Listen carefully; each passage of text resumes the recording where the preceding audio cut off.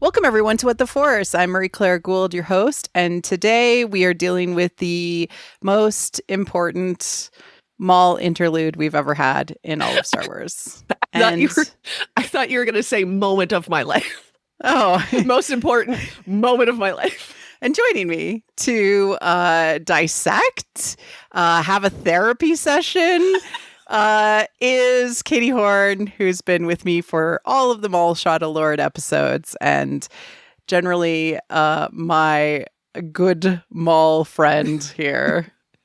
Are you doing okay? Are you yet living? No. I'm talking to you from the afterlife. I am deceased. Amazing. I asked for more Maul, and they said, order up. Yeah, just for you, Katie. Just for me. Amazing. Yeah. This episode was something else, and I gotta say, I don't do warnings very often for episodes, and this isn't really a warning, but it's more just when we deal with psychologically resonant episodes, and you see something in a show, in a movie, and suddenly it bubbles up something deep. It's because there has been a mythic resonance with your psychology. Yeah. And so I hear this often, that when I start to talk about some things that are especially dealing with the deep stuff underneath, that it can sometimes dredge up feelings for people, and then they realize and they make connections to their own lives because the symbolism is so it's so universal. And when it's used in story, it can actually impact you. So if you're feeling like something is here and you're feeling safe, then dig into it more, because it's probably a good thing that it's coming up. If you're not feeling safe, then try to seek out some help, some therapy if you can, because it will help, or put that feeling into a journaling situation or get it out of you. And then you can analyze it when you're feeling in a safe space. Yeah. 12-year-old me writing Darth Maul fan fiction. That's exactly what that was. And I don't typically do warnings like that, but this episode, I could see it dredging up some feelings for people. Yeah. Oh, yeah. Yep. Especially if they identify with Maul. Yep. Hi. I feel like this recording is going to be a lot of me going, Marie-Claire, you don't have to call me out like that. Don't call me out like that. I don't mean to. No. This is with love. Yeah. Overall, these episodes have been just fantastic. These were two ultra exceptional episodes and incredibly mythic, incredibly What the Force. There's lots of cool stuff to dig into from a psychological perspective. But on a small note, are we feeling like Spybot is sort of a mix of Jar Jar with Gollum? Listen, I know what you mean when you say that, and I love it. I don't know. I love it. I don't know that that's going to land with other people. Is all I'm saying. Boyo is a Jar Jar saying Bushkadoo, and then there's the Gollum I misses you. It's very it's yes, so good. Master. Listen, I know exactly what you mean. I hope that lands with other people, because I love Spybot so much. I love Jar Jar Binks so him. Much. It's so good. When we saw him just fully attack another an Imperial droid and just be like, die. I love him. If Jar Jar Binks had come with that energy, I feel like history would have been a totally radical different branch of history. This is where Darth Jar Jar ended up. Yeah, exactly. They put it in a droid. We find that out and we're like, what? Yeah. Oh my God, Spybot was Darth Jar Jar the whole time. Amazing. Oh my God. Incredible. But Filoni, call me. No, shout out to David W. Collins, because he is such a joy in every episode. I love it all. So correct. No. I'm going to do a very quick run through of the mythic, symbolic, psychological, thematic stuff that's happening in these episodes. But we're going to be dealing with a lot of shadow, and I'm talking about the Jungian shadow in this. The shadow is your baggage, the things that you have ripped off of yourself because you don't want to deal with it, and it drags behind you in a smelly trash bag, creating your shadow.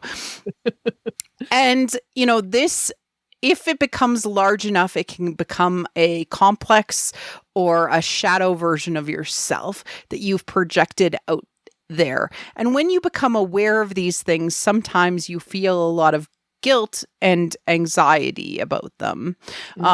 Especially in therapy, you're like, oh, I'm so embarrassed, you know, about these feelings that I've had or these things.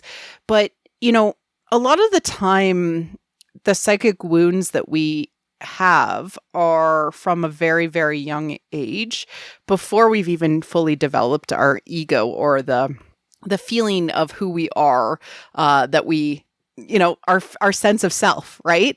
Before we even do that, we are reliant on those around us to sort of filter our sense of self. There's a psychologist who I forget how to pronounce his name, but he actually deals with early childhood trauma, and he says that our parents and our family are like our lung support system for our emotions.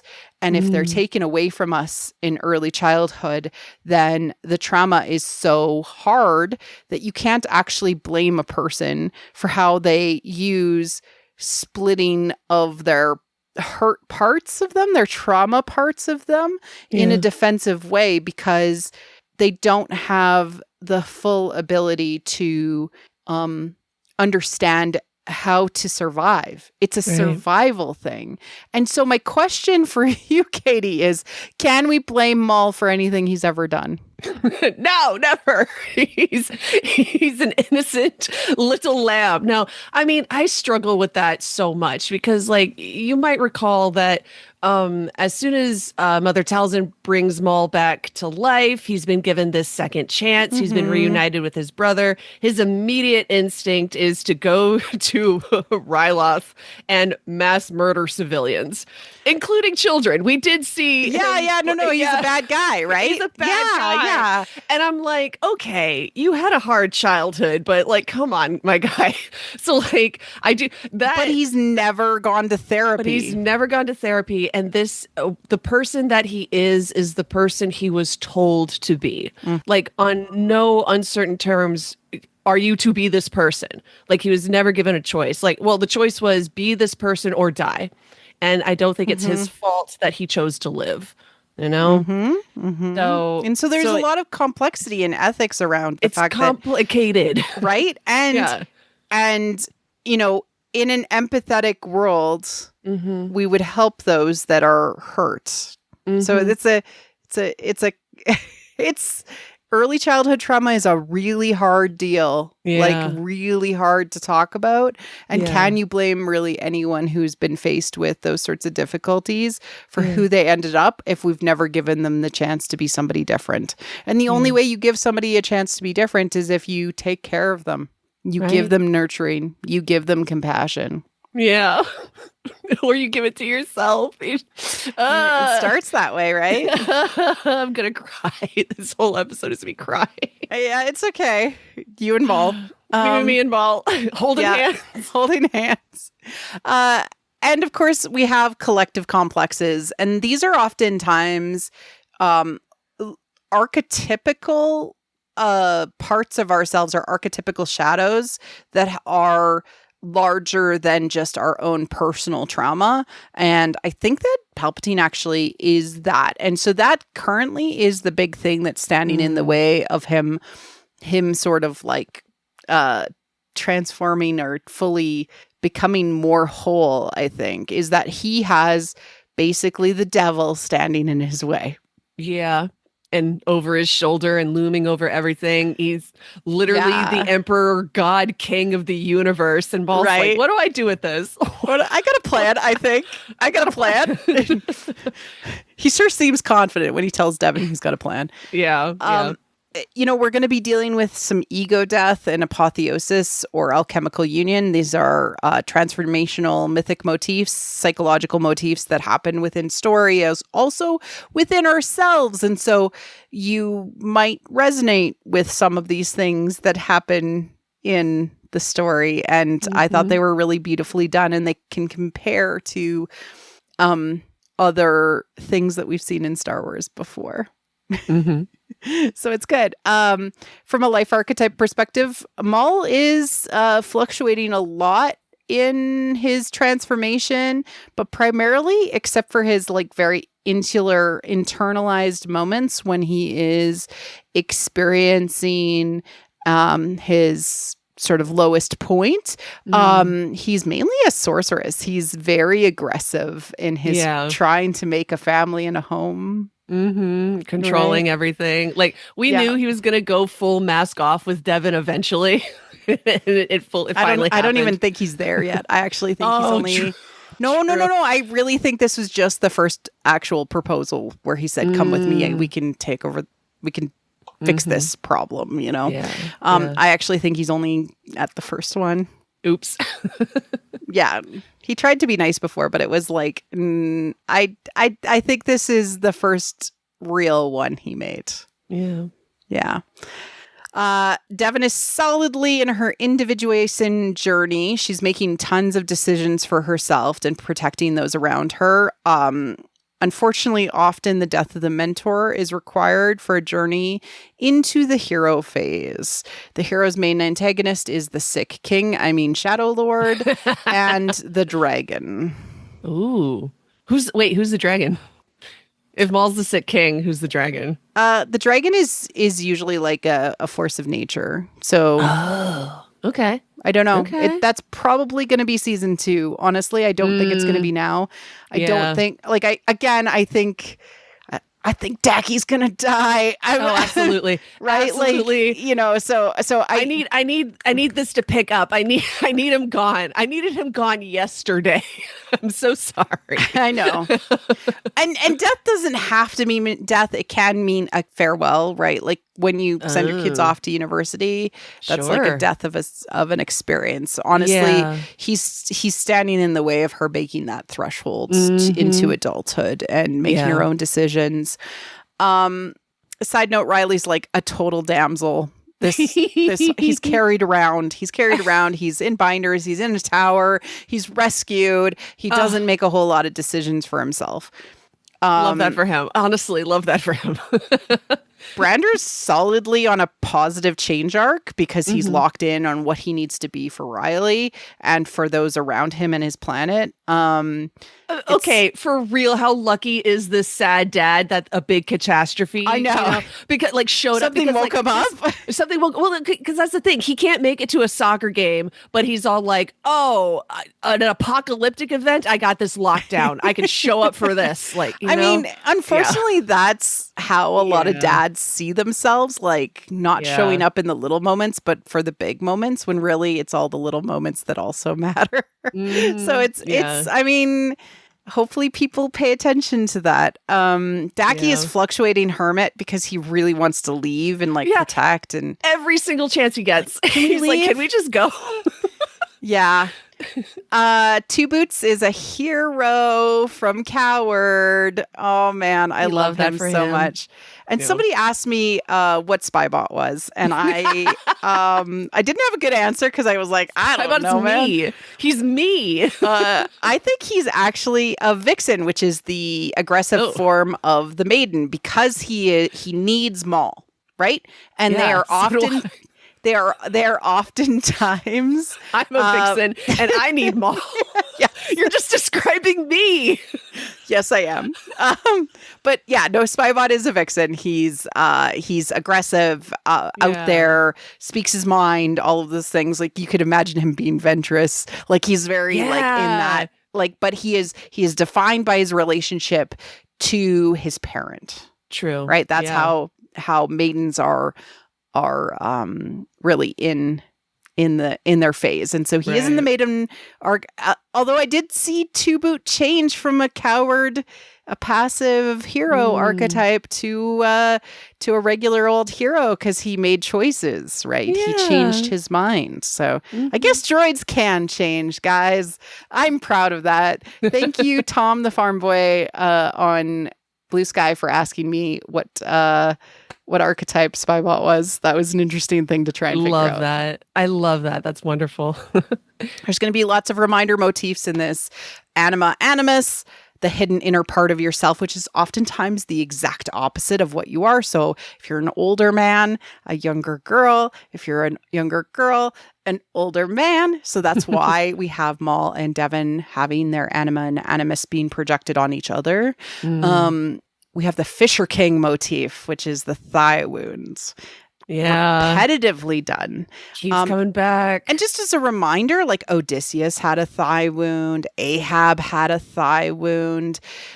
In the Arthurian legend, there was a delirious stroke that was given with a lance to the thigh, which made the Fisher King, or the king who needed to be healed by the Grail, basically unable to reproduce because thigh is synonymous with groin.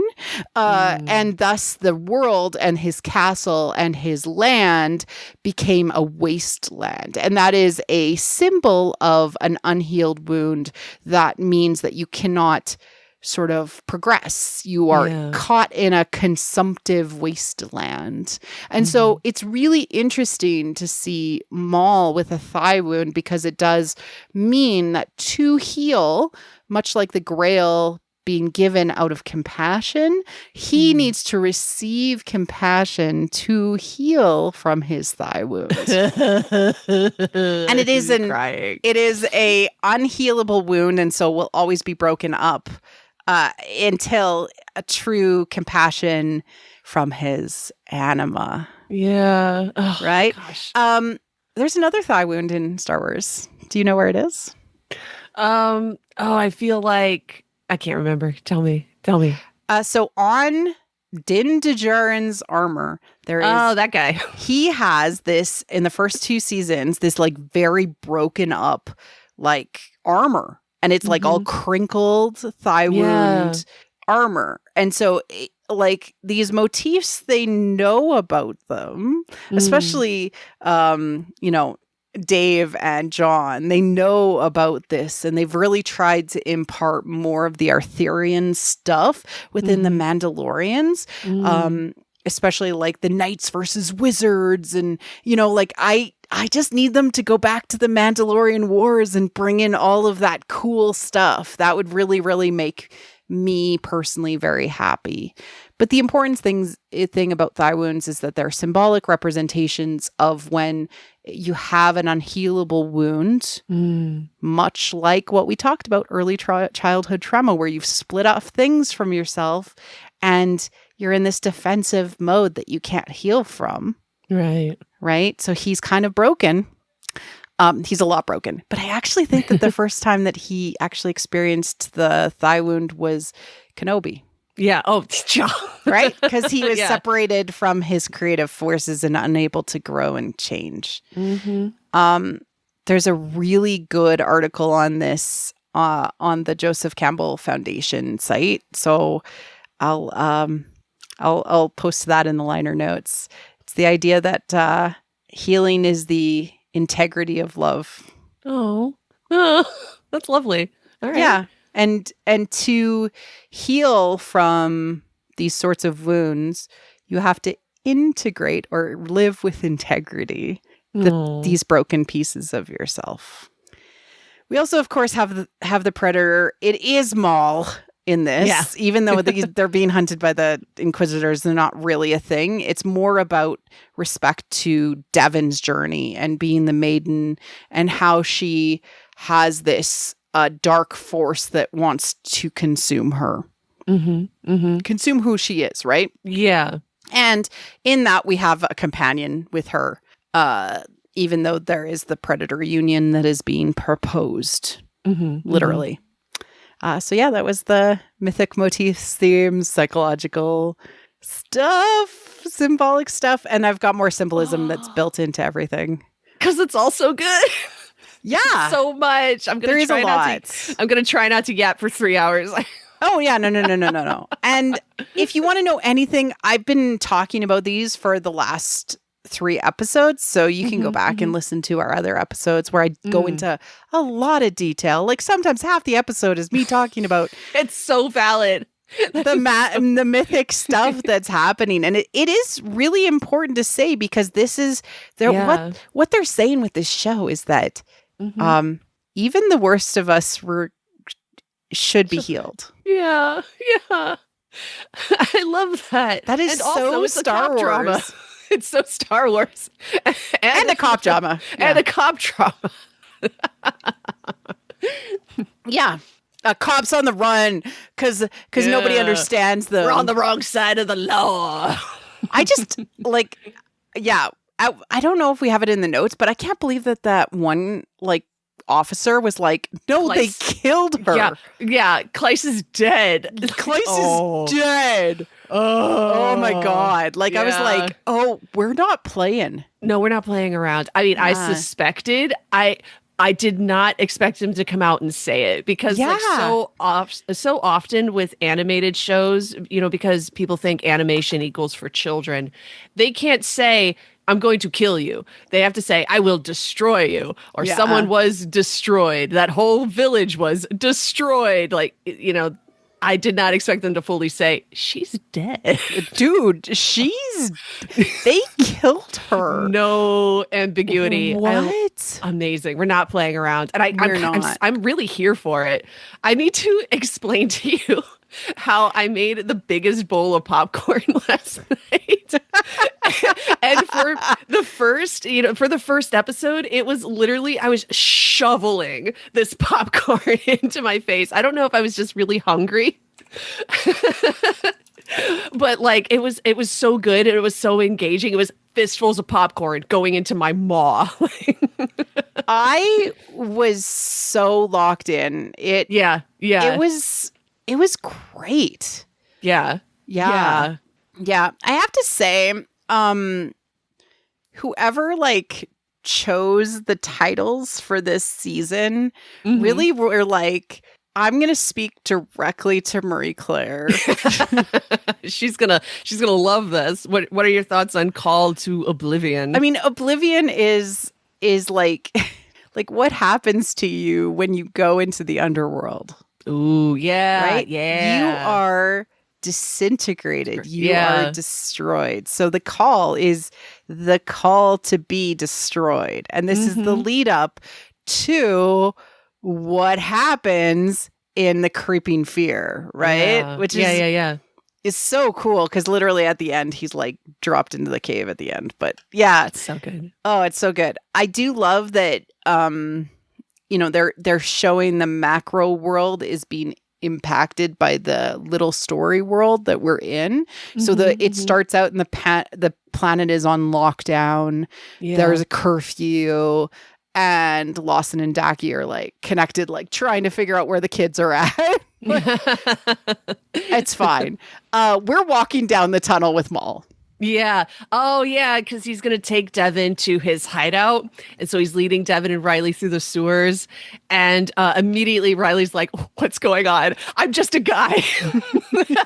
Listen, I'm just a baseball player. I don't fit in this story. Right. I'm just a guy. Yeah, exactly. Just a guy. It's like Into the Woods when the farmer's wife is like, I'm in the wrong story. Right? What am I doing here? And Riley's like, listen, we can't trust this guy. So at the first chance, we got to run, which really surprised me, because I truly thought that at the end of the last episode, Devin was starting to turn the corner with Maul, and that she and Maul were going to conspire the next steps together, which was what I was really excited to see. To see Devin immediately fall back on, we got to get away from this guy. I'm kind of frustrated by that, but I think it might have been different if she didn't feel like she had somebody to protect. That's true. I was going to ask you that. I was going to ask you, if Riley had not been captured, would she have stayed with Maul? Or would she have been like, I'd have to go find my master. Peace. I'm gone. Yeah, so in the Maiden arc, when the Predator makes his proposal, if there is a mentor or a hero there, it's often denied. Okay. Yeah. Because there's somebody to remind her of the obligations in the real world. Mm-hmm. Yeah. But he made her an offer back in episode 3. And I'm so tired of watching him go, girl, be my apprentice. And her going, no. I don't know. But so when Devin is telling Riley, we can't trust Maul, he's a murderer, he's a bad guy, we see Maul overhear this. And I felt that, man. That was a stab right in my chest, because he literally just went out of his way to play hero. And Devin is still like, no, absolutely it's like not. Rodney Dangerfield. I can't get no respect. I get no respect. Like, this is the most selfless he's ever been. Oh yeah. And he still is treated like a villain. He's still treated like a villain, and that just makes me so sad. Look, I have emotions. If he was on an actual path of atonement, which I mean, I actually genuinely think he might grow from these experiences. I don't know how much, but atonement is hard, man. Sure, I get that. Change is hard. Like imagine you destroyed your life through drugs and alcohol, and you have to go and go through your 7 steps and make it up to those around you. Do they believe you right away? Yeah, no, that's totally fair. And and it's okay that they don't believe you right away, because they have known you at your worst. Were hurt. Yeah, they were hurt. And they're allowed to have boundaries. And I totally get that. And I fully understand that Devin doesn't owe him anything. You know, he showed up to save her, and, that she doesn't owe him for that. I'm just a little sad because Maul is my child. I'm just a little sad that nobody is thanking him. Nobody's thanks for the assist. Even his allies later on, who he makes sure to protect. Yeah. They just know that he's going to be there. Yeah. But here's the thing. He's in the queen phase, right, of the life archetypes, which means he also doesn't expect thank yous. Yeah. He really doesn't. He's fair. not like, you didn't thank me, because that would have been a sorceress move, right? True. And he's way more balanced than that. We've never seen him this healthy. What the hell? Yeah. I think it's a good thing, actually. Yeah, that's fair. She's throwing mud at him, and he's like, yeah, he's just taking fine. it. Yeah. He's like, okay. It's like baby spit up to him. I liked when they called him boy.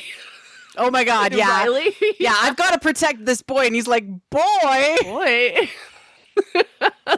I'm 2 months older than you. Yeah.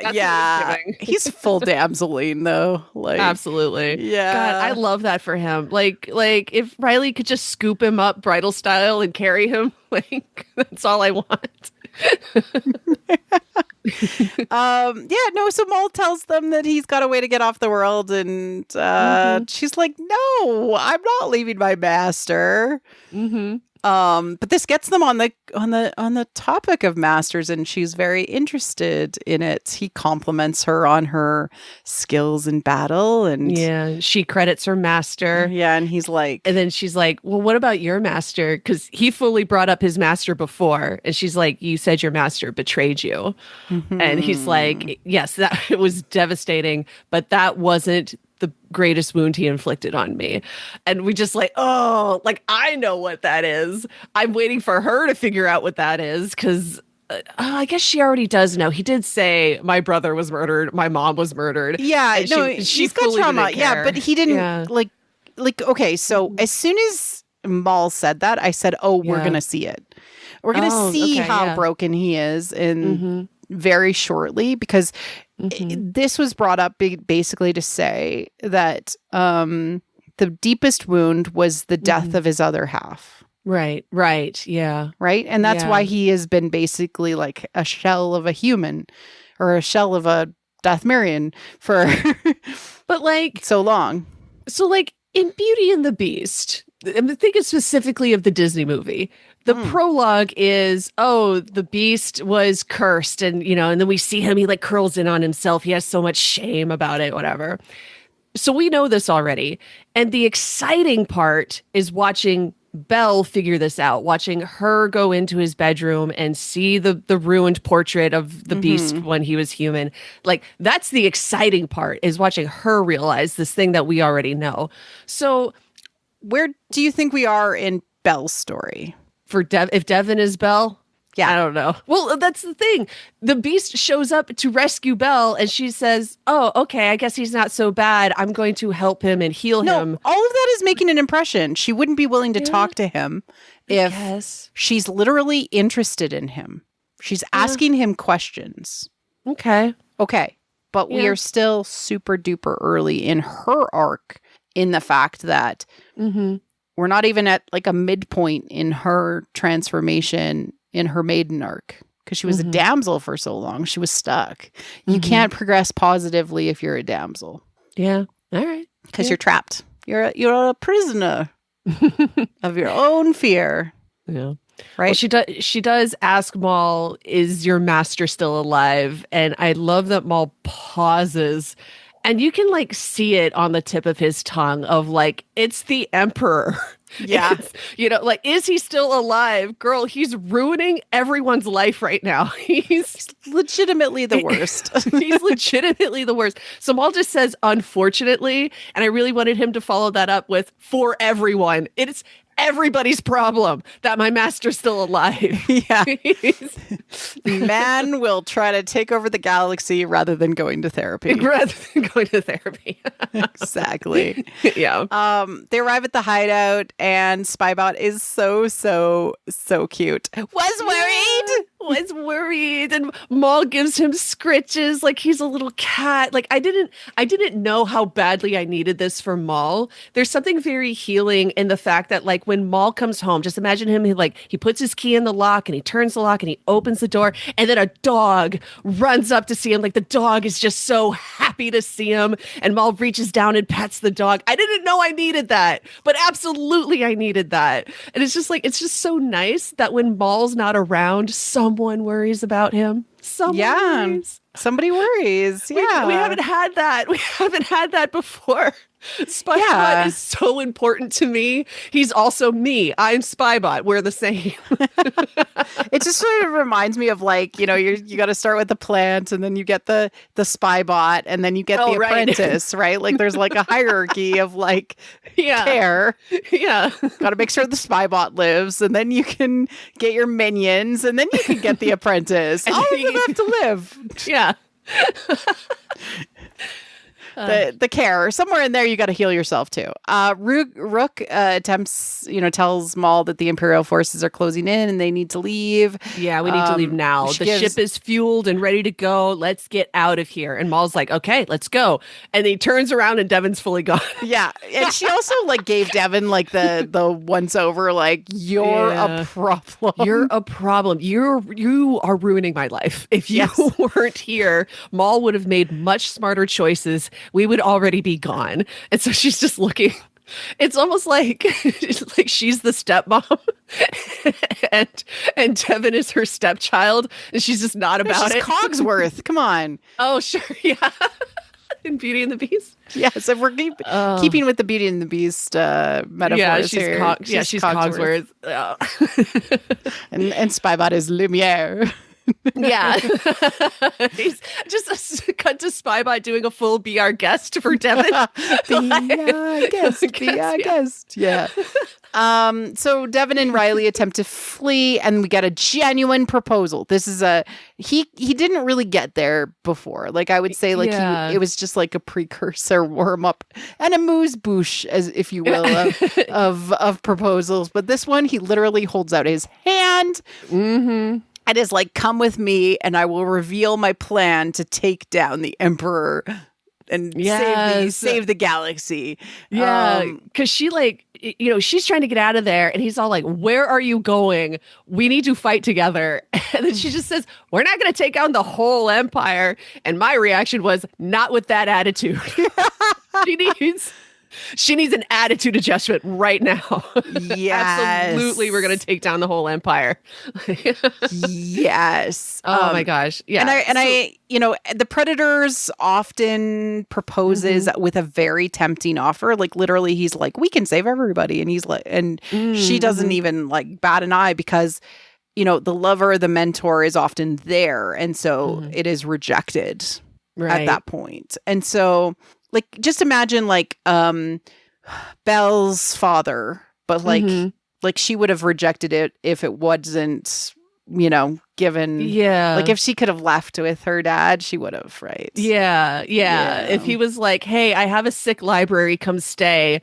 And then she was like, and the dad was right there, like and needed her help. She would have been like, that's a lot of books, but I'm good. Yeah, no, I got to get my dad out of here. Yeah, exactly. Yeah. And Maul gets mad. Maul gets so mad. This is kind of what I meant with like the mask off, where it's like he had everything so on lock and controlled before. But if you take one step out of the bounds of like his control, he's like, everything's falling apart. No, she's slipping away.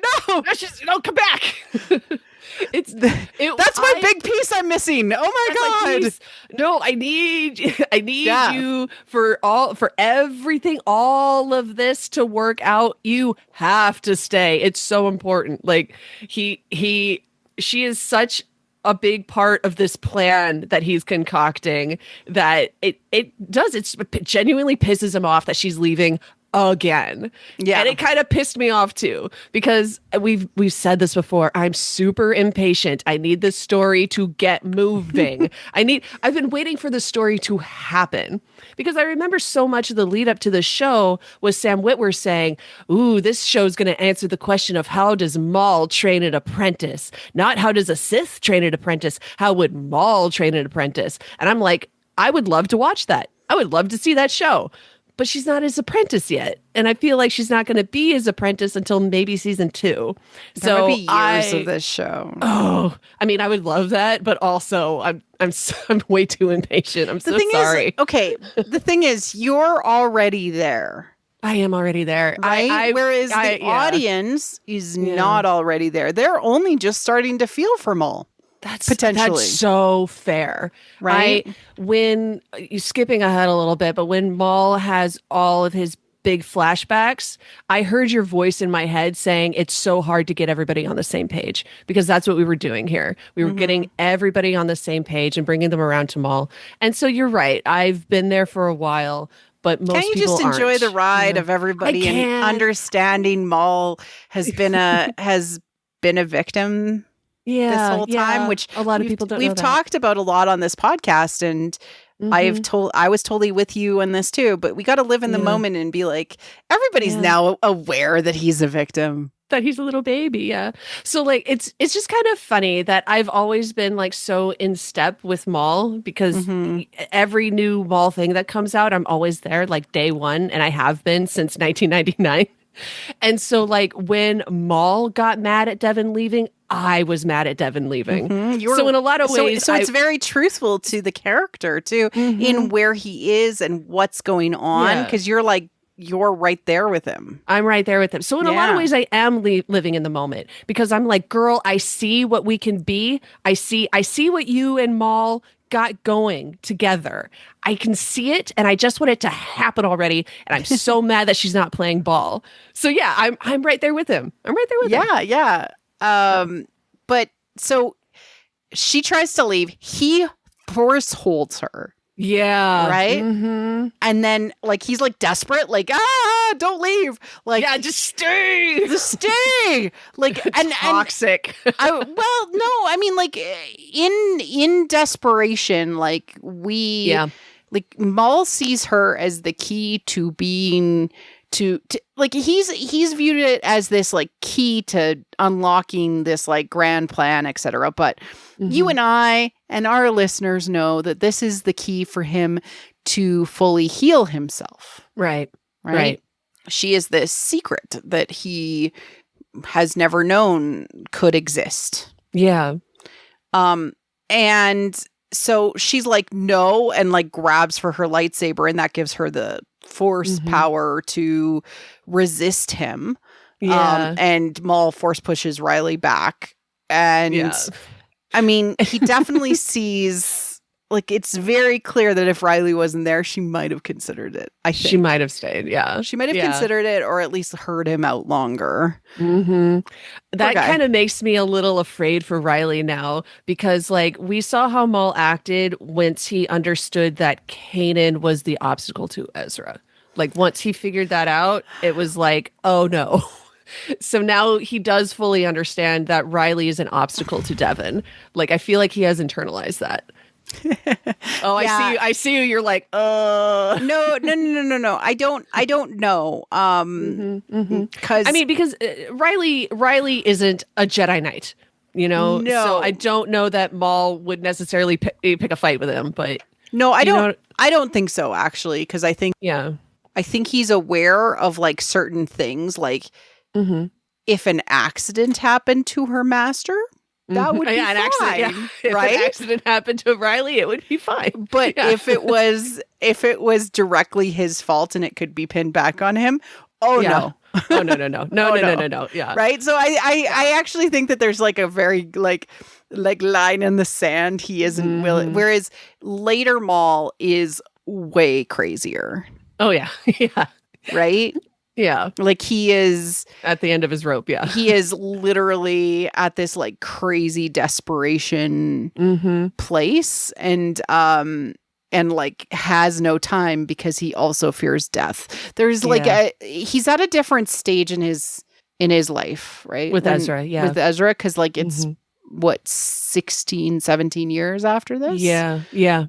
Yeah. 16, 17. Yeah. When he meets Ezra. And how old is he now?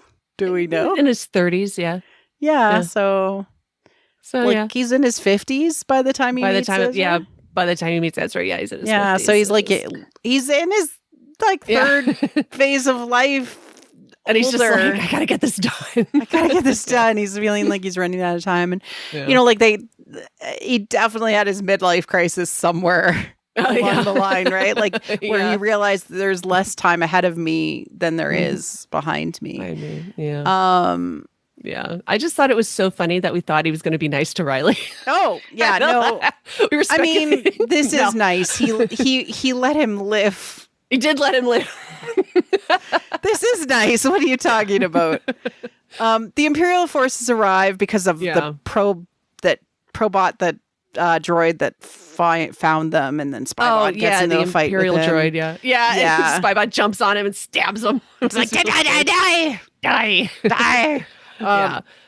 And Maul fights them off. And lightsabers really out, and then Devin like helps him for like 5 seconds, and it's really good.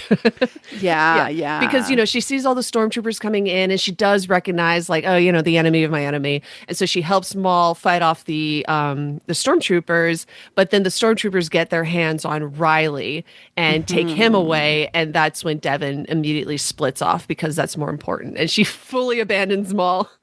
I was so heartbroken. They do have that moment where they stare at each other from across the battlefield, and Maul's all like, can I get a hand? And she's just like, no. Leaves him. I mean, I kind of understand it. She has committed to protect Riley. Yeah. She to has her to help master. This boy. Right? She has to help this boy. So like in so many ways, she is doing what she needs to do. And Maul is just like not a very enticing alternative right now. So. No, he just screamed in her face. Like, I get it. He's just, it kind of sucks to be rejected, of course. He's not very good at proposing, I gotta say. No, he keeps fumbling this bag. The Star Wars proposal is like one of my favorite motifs recurring that happens. Where Ben Solo is like, you're nobody. Why are you mad? Girl, why are you mad? Join me, Luke. I'm your father. What? Why are you mad? Why are you mad? And like, Ahsoka, let's go kill Anakin together. Why are you mad? It's so funny. It's so funny. Yeah, but I mean, like part of it is that Darksiders are really lonely. They really are, right? They're really lonely. They're trying to find somebody. They're trying to find companionship. And fundamentally, they're seeking compassion for their woes in the darkness, right? Yeah. Like they're trying to find their other half. They're stumbling around the underworld, being like, can I have a chemical union with you? Yeah. Can I have a... But fundamentally, if they're not actually ready for transformation and they're fighting it, then they just get stuck further, right? They just get stuck. And it's just like all of the psychologically bad stuff that happens to us when you fall apart and then you turn toxic and you do bad things to others. It's just like that. You're trying to find somebody who will... give you empathy so that you can have empathy for yourself. But fundamentally, you have to like hit rock bottom. Yeah. Right? We see that. So Devon reunites with Brander and Daki, tells them of Riley's capture, and doesn't talk about Maul. Yeah. Well, her master asks, he's all like, was anybody else with you? And she's all like, that's not important. I beg to differ. I beg to differ. I think it's really important that somebody else was with you. You don't think that was an important moment? Oh, absolutely. Yeah. It's she would kind of be dead if he hadn't shown up. No, but what I'm saying is that keeping a secret. Oh, yes, that it's really important that she didn't mention it because it means that it meant something to her and that she's kind of ashamed to admit that she accepted Maul's help, if only temporarily. Yes, that there is a guilt about it and that there's an allure, there's a seduction to the way that they are together. Right. Again, so what I'm saying we're early in her change. Right. We are early in her change and we are somewhere in the middle with Maul. Yeah. Yeah. Daki again's like, let's get out of here. We're causing too many problems. And Devon's like, no, I'm going to help. I'm going to, again, that positive change, right? Denial of your parents and what they're telling you should do. Making your own decisions on who you want to be. This is individuation. So you're trying to become your own person and go with your own instincts. Yeah. And she's like, no, I'm going to help. I love that for her. Riley's taken to the police station and we have like the two boots situation with protocol, and he was going to say like you can't interrogate an underage person unless their parents are there, and they're like dude, the Empire doesn't care. The Empire doesn't care. No, absolutely not. And so Riley's like, it's okay. I'll just do what they say. It's fine. I'll just cooperate like my mom said. So I'm sure it'll be great. I'm sure it'll be fine. You can see the damsel full on display. Like he just is so passive and like, oh, I'm with Maul. Oh, I'm with Devon. I'm with the Empire. Oh. Yeah. Yep. I'm just happy to be here. I'm just baby. Yeah. Maul is forces and all of his group has to flee his hideout. Yeah. And this ends up being like quite a large like lots of things happen all at once. So the Mandos are unhappy. The main Mando guy, what's his name? Kebris, he takes off his mask. So unmasking symbolically is a transformational moment. So he has changed his allegiance, etc. He's all to the almighty dollar credit. And Rook's like, no, you will stay in line. Yeah.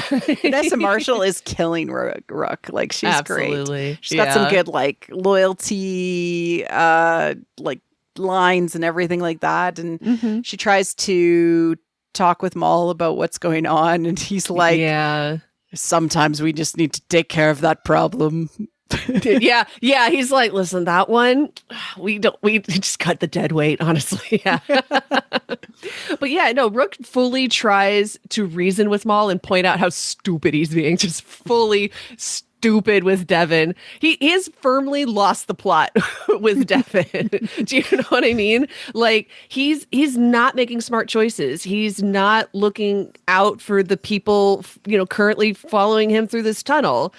Everything has become about this apprentice, and Maul, keeps making excuses. He's like, how powerful she is. You understand. And she's like, I do understand. But that you're crazy. I understand that you're crazy. Yeah. Well, she fully puts out like, listen, she's not loyal to you. She's loyal to her master. Like she's saying. And he also is like, well, that can be severed. Yeah. Like we'll just sever that allegiance. And she's like, okay, but also the crew ain't happy. You are on thin ice here. She's doing everything but shaking him by the shoulders and being like, wake up. This was like if she had just pulled out an intervention banner. Yeah. Yeah. This is an intervention. This is an intervention. Yeah. She doesn't like you, dude. She doesn't think about you. She doesn't like you. Stop calling her. Stop calling her. Yeah. She's not even an ex. She's just the girl that you had a crush on a little bit. Right. God.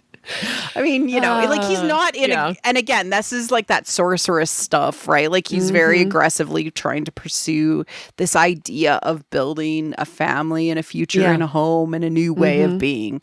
And she is clouding his judgment, right? Like maybe he could have left and figured out a new way to track her down and protected the family that is with him, etc. Instead, he suffers consequences. Yep. So we have the bridge fight, and they're all pushing towards the escape tunnel or escape shuttle. I had a thought. I was all like, "What is a bridge fight if not a hallway scene outdoors?" It's an outdoors hallway scene. This area was beautiful. Yeah, it was gorgeous. Gorgeous scenery. Yeah. Right? Big still props. Underground because we are in Maul's underworld, of course, right?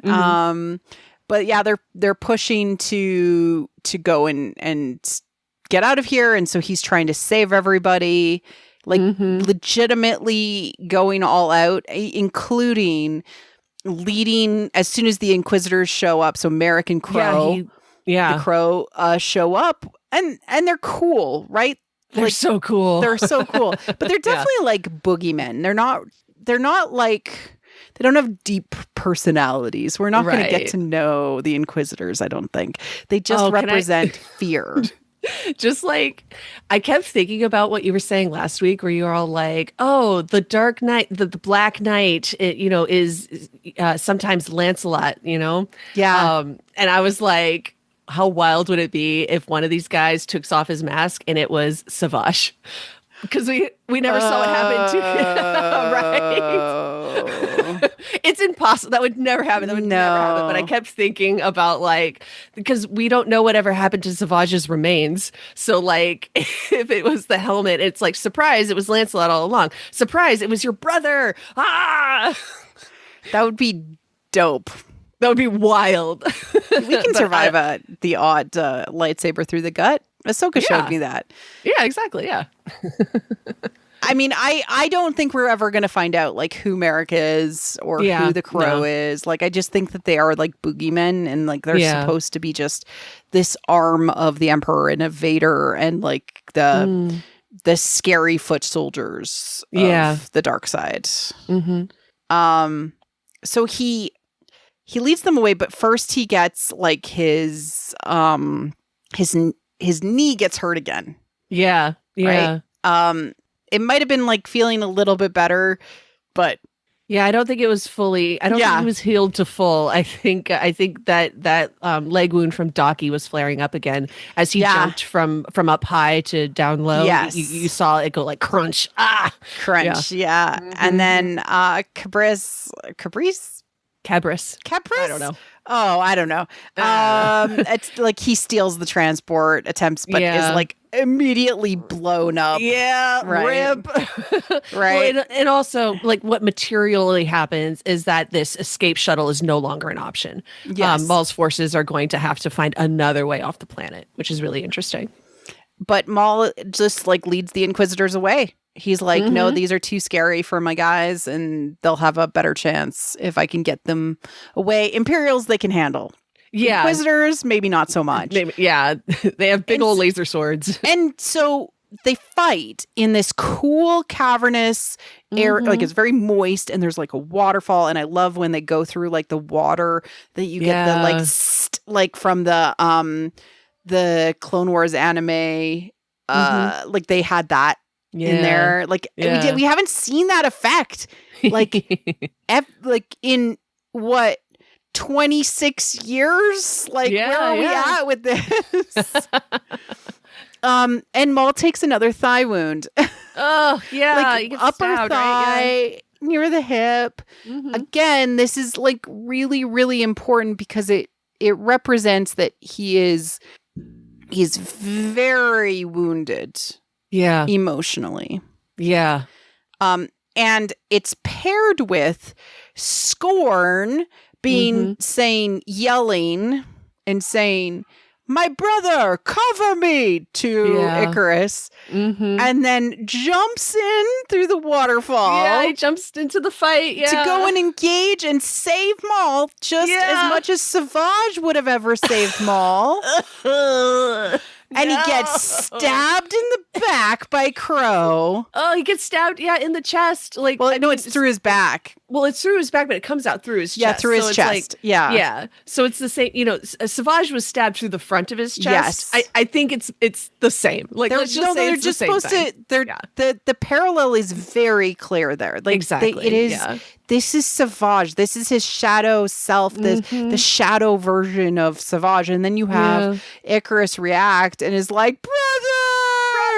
Like, so, okay. Right. Like, the crow is like the hands of Palpatine, right? In this. Absolutely, like, they are. This is him taking another of his brothers, another, a shadow version of Savage is died again.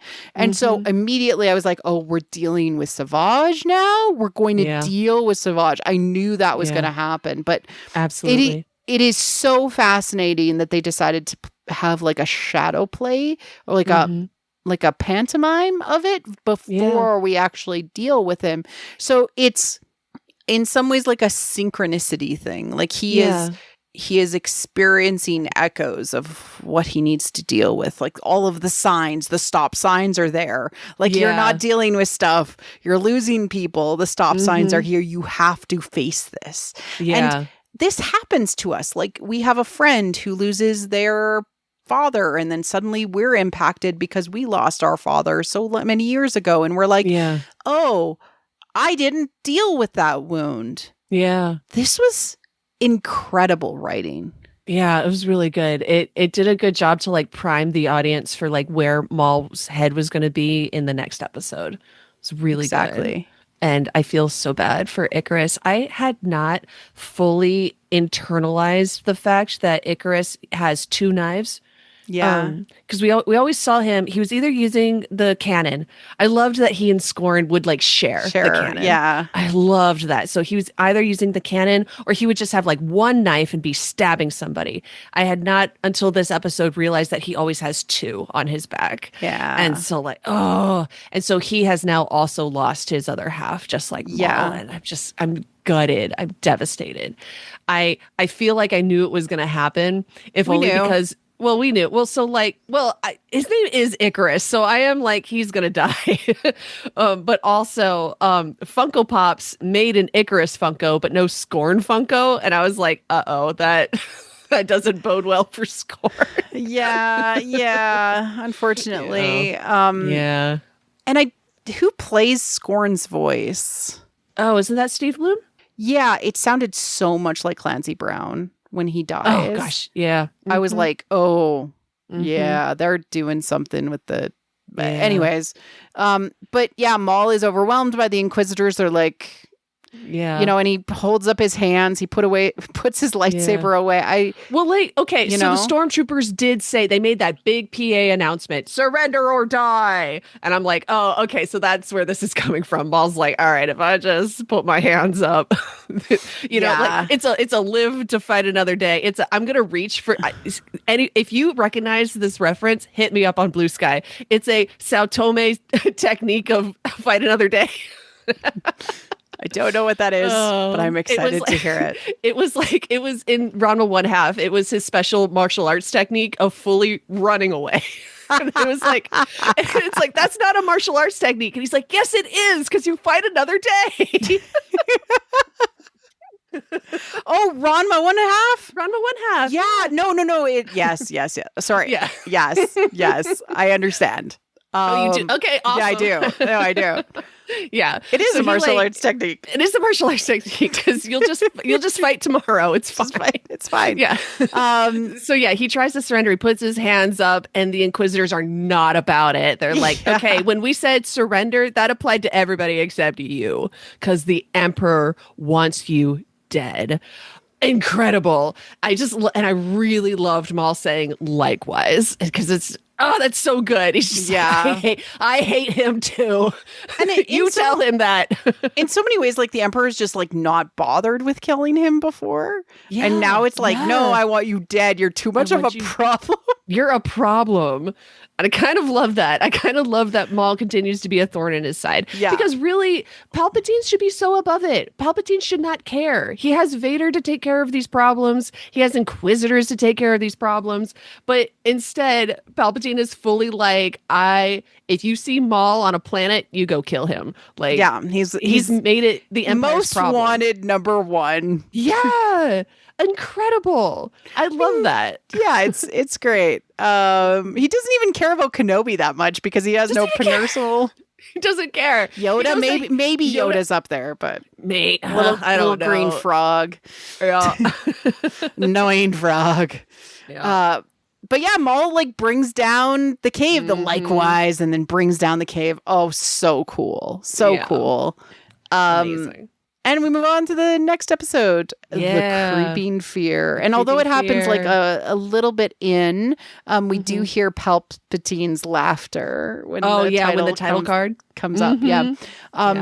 For this, we're going to sort of talk about Devin, a little bit about Maul, and then mainly about Devin and like the rest of the crew's goings on. And then we're going to dig into the deep psychological details of what's going on with Maul. Yeah, I figured instead of trying to do the scenes like chronologically and have it all broken up, I figured like, no, I'll just lump all of Devin's stuff in together and then all of Maul's stuff together at the end, and we could just go out talking about Maul. Yes. Okay. Just like how we want to. Yeah. But yeah, Maul brings down the cave. He jumps down the cliff. He does this corkscrew. He fully corkscrews in the air. He gets out his lightsaber and corkscrews in the air. And I was all like, what's your plan, my guy? And I feel like the plan was to like fully drill his way down through the earth. Like, yeah. What? I have no idea. It was, I don't know, rule of cool, man. Really cool. He looked cool. He looks cool. I don't know if it was successful because he ends up like under rubble, like deeper than he's ever been. Like, listen, I love it. I fully support whatever happened. I just have no idea what happened. It was baffling. It was so funny. I love Maul so much. This is what I'm here for. I'm here to cry, and I'm here to see incredibly big swings. Sick backflips. That's all I want. No, now we just need to see Maul fly with one of the Inquisitor's lightsabers, and he teaches them, man. He teaches them how to do it, and then everyone will think it's cool. Like, be like, have you guys considered helicopter blade? Helicopter lightsaber? And boom, their minds are blown. He like shows them one escapes, shows them all their ass. Yeah, that would be everything to me. Maul doing one of the helicopter escapes, helicopter blades. And so the team is looking for him, but there's no sign of him. Yep. But you know, Rook has faith. Yeah, Rook is like, he'll find us. Yeah. Spybot was so sad. He's like, where's Maul? Where's Yeah. Maul? And Icarus Sad. is also sad. Yeah, sad Icarus. Sad Icarus broke my heart. And he was holding the knife where in the same scene where Maul was getting his legs repaired. And there's the little side table with Savage's amulet on it. There was also a knife with like etchings, runes, or something on it. And I had no idea what this knife was supposed to be. But we see Icarus holding it and like looking at it, sadly. And I'm like, oh, okay. That clearly has something to do with his brother, the same way Savage's amulet had to do with Maul's brother. Like, it's something. Yeah, it's something. They're drawing that parallel. Absolutely. Yeah. They are. On to Devin and the rest of the crew. They're at the police station, and Riley is being interrogated by the Crow. Two Boots finds out that Clace is dead, much to his shock. He's like, what? What? That's not protocol. Yeah. Yeah. And Brander and Two Boots come up with a plan to save Riley. Yeah. And, it really is this turning point, basically challenged for Two Boots. Like the world isn't the way that you thought it was. Yeah. And he had to be told that like 3 times, I think. Yeah. It was fully wait, are we the baddies? Yeah. Are we the baddies? Bad guys? It was a full like wake up. Oh no, I'm on the bad team. Yeah, and Two Boots, once he makes the decision, he's actually like a badass. Like he breaks Riley out and like stuns people. Like he absolutely doesn't want to kill them, but he stuns like the Imperials and escapes. The Imperial forces try to stop them, but Devin shows up with the sweet ride. Yeah, and she's like, "Get in, losers! Get in! We're going. We're getting out of this place. We're going mauling. We're going to the mall." She fully runs people over with her car. Yeah, like she's so sideswipes she's so mall coded. It's not even funny. You just know that Maul would have watched her roll up and like running people over, and he would have been like, "That's my girl." Like wipes a little tear away. Right? That's my girl. Yep. And they all get in, and we get like the sick beats of the Kainers driving away. Yeah. It's so good. I was like, cranks the radio, and she destroys that speeder. Absolutely. She's so Maul coded. Okay, you have to remember that when Maul was going after the Queen on Tatooine, he fully almost ran over Anakin. Anakin had to drop into the sand to avoid getting run over. And then Maul jumped off his motorcycle, did a backflip, and landed and started fighting Qui-Gon Jinn. Like, he didn't care what happened to his motorcycle. Like, his motorcycle was gone. He fully didn't care. Devin is so Maul coded. It's incredible. Yes. They park the car. They're heading towards the elevator to the ship to meet up with Sewell.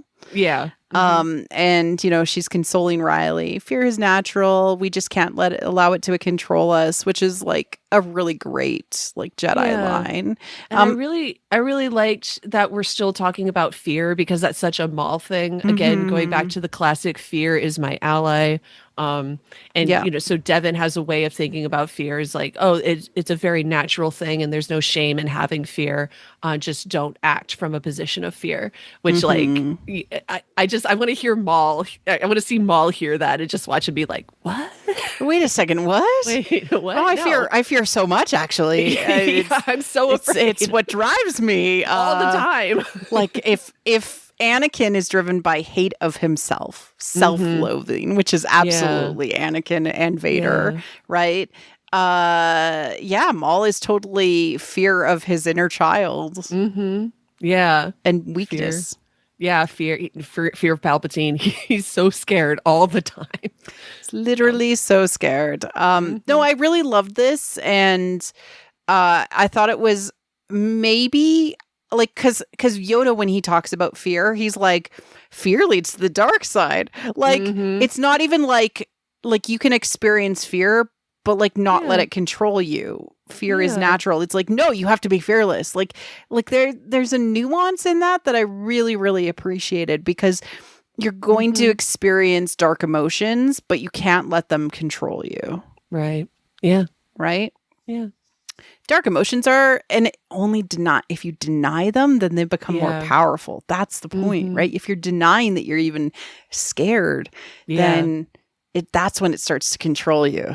Exactly. Yeah. Yep. Without you even being in the driver's seat. They all they're all planning to meet up with Rena, Sewell. Yeah. But Devin's like, whoa, nope, trap. Sense of disturbance in the forest. Yeah. Yeah. And so they call her and it's like, oh no, this is definitely a trap. And so like they cut out of the elevator. Yeah. And run away. Yeah. Amazing. Yeah. No, we don't even get to see it, but the Inquisitor's like, damn. Oh, they're gone. Our trap didn't work. Yeah. Yeah. I like that. So Rena does escape. She creates this like big explosion. Again, just blowing up all of our escape shuttles so we can't get off this planet. Yeah. I'm wondering, is Blake dead? Was that the implication? Yeah, he could be. He could be, because he does like turn and does like the at the big like fireball I'm blown coming out of his away, face. or maybe he's scarred.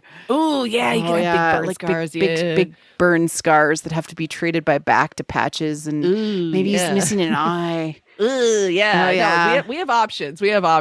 But we know that Rena is fully fine because she ducked behind a crate. Yes. And in Star Wars, that means you're fine. It's like when they nuke the fridge in Indiana Jones. Yeah, exactly. It's like, listen, an entire spaceship just exploded 2 feet away, but she was behind a crate. It's fine. It's fine. But yeah, the Team Devon flees into the city.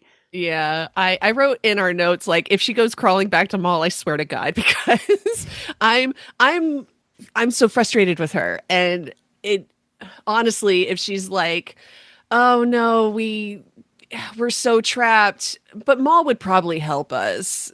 Okay, let's go. I'm like, girl, you can't use him like that. That's not nice.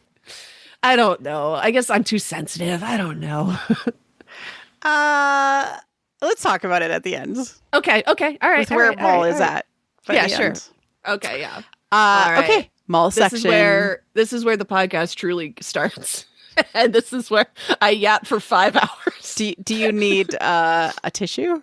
I do. I have them right here. Okay. How long have you been waiting for this, Katie? Just as a years. Brief interlude.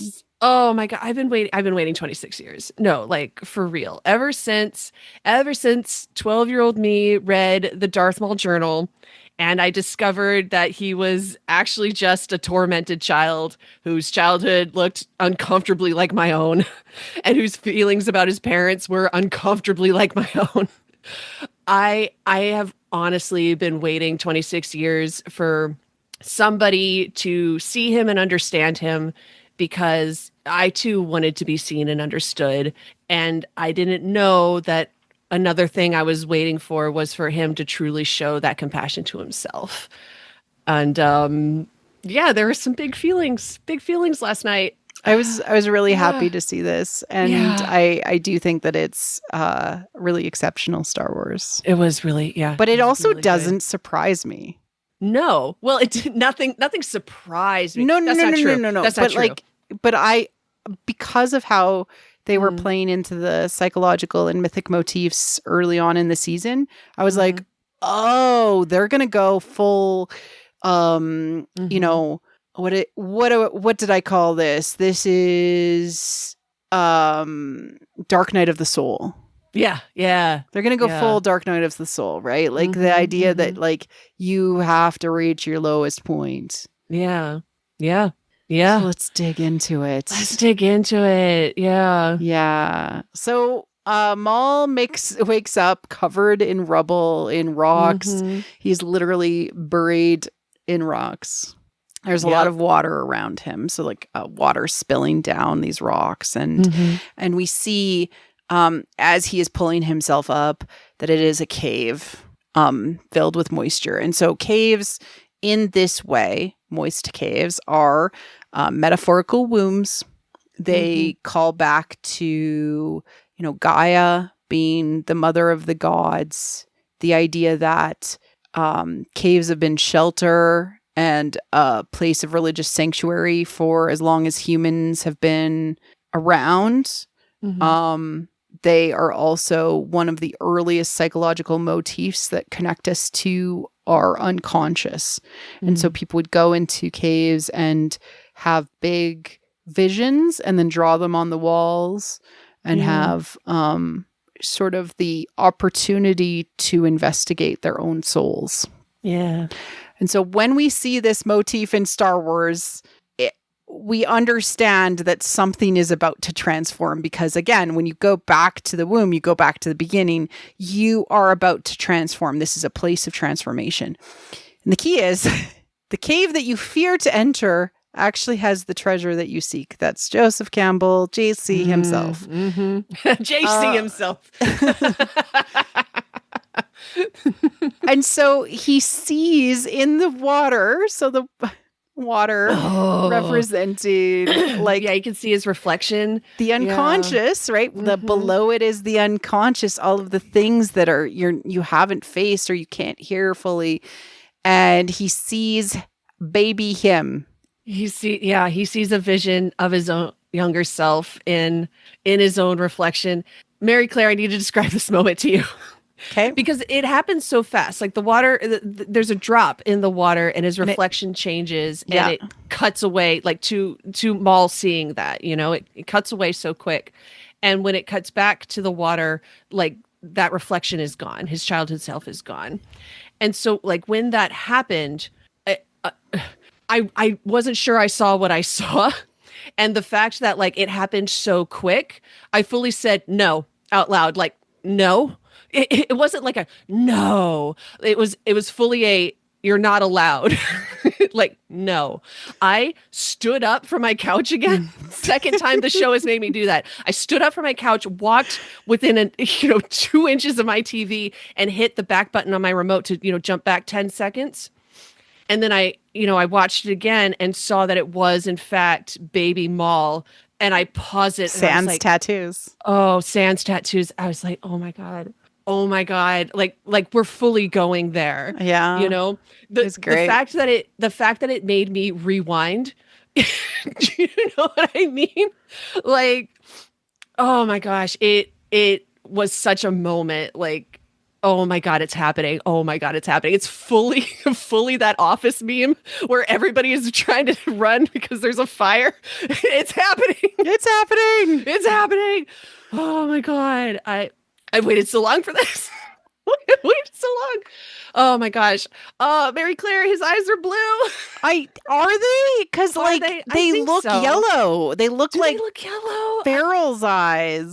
No. Okay. No. I don't think they're like Farrell's eyes. I think if anything, they're like Savage's eyes. Okay. Because Savage had these very light blue to like almost gray colored eyes, which I always thought were like so pretty with like, he has yellow skin and then the blue eyes. Like it's such a nice like little contrast. I couldn't tell. Couldn't tell. Well, I think that's like you said blue, I believe you, but other people were like they're more yellow, and I'm like, okay. I don't know. Maybe I'm seeing what I want to see. I just really wanted him and Savage to have the same eye color. They're not the eyes that he has now.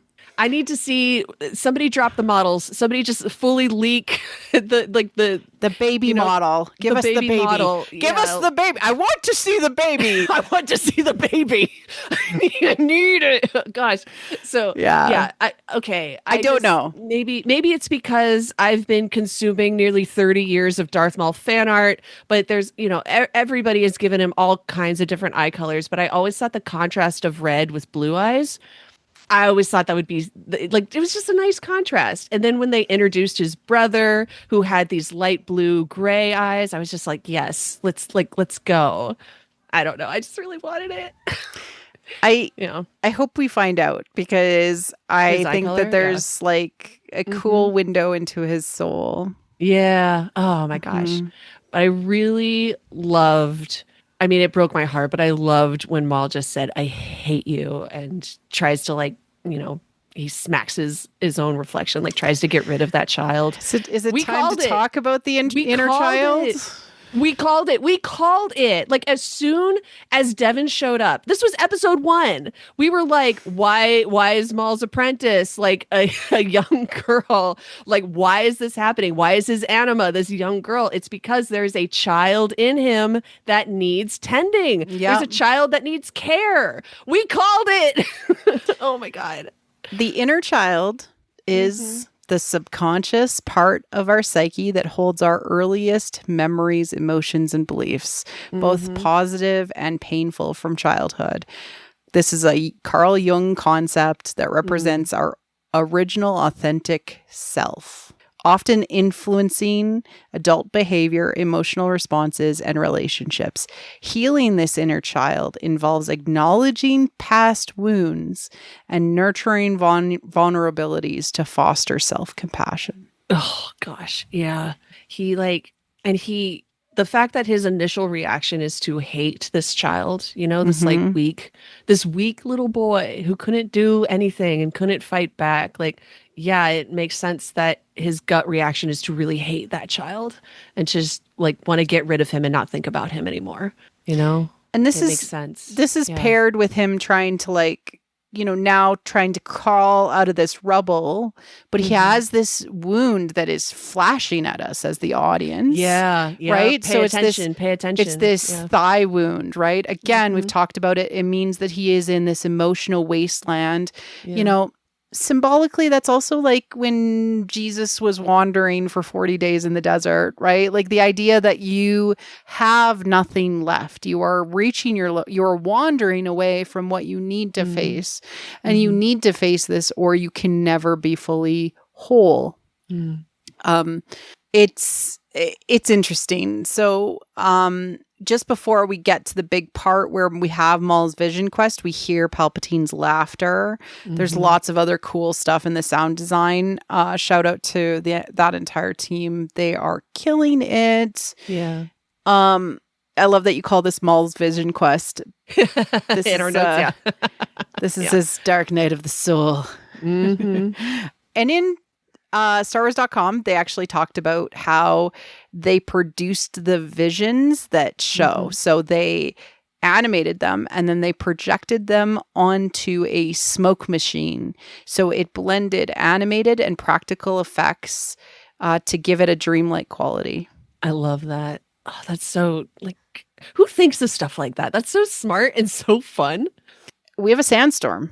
Oh yeah. Oh my gosh, yeah. He goes into this tunnel and he's just getting whipped in the face with all this sand.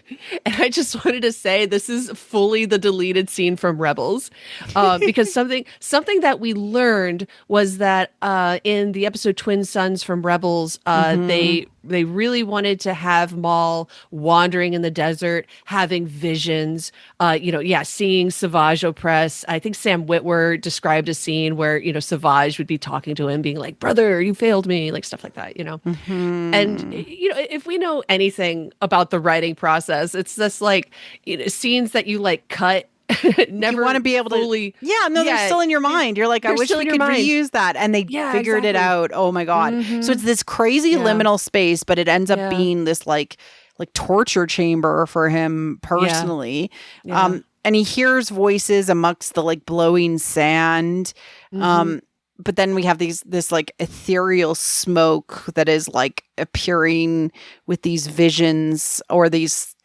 Honestly, it's his shadows, right? These are the pieces of him, these wounds that he has not dealt with. We've talked about this. He's never dealt with this stuff. Right. Oh, I remember our our pre-show, chatter. You were asking me what topic would you like to see come up? And the first thing I said was he's never dealt with Savage. He's never talked about it. Yeah. Before now, Savage died and he never talked about it. He did mention it briefly to Ezra, but that's not the same as dealing with it. And I was so ready. This is all I've ever wanted. And so we see young Maul and Savage looks like Icarus to Scorn size difference. They do a really good job of showing that parallel in that. And Sidious is taking young Maul away. And Savage is like, don't go, brother. Yeah, brother. And he's like, no, I must. It's like, this all like really blew my mind because I'm like, oh, we're rewriting his backstory again. This is like the 7th new backstory he has.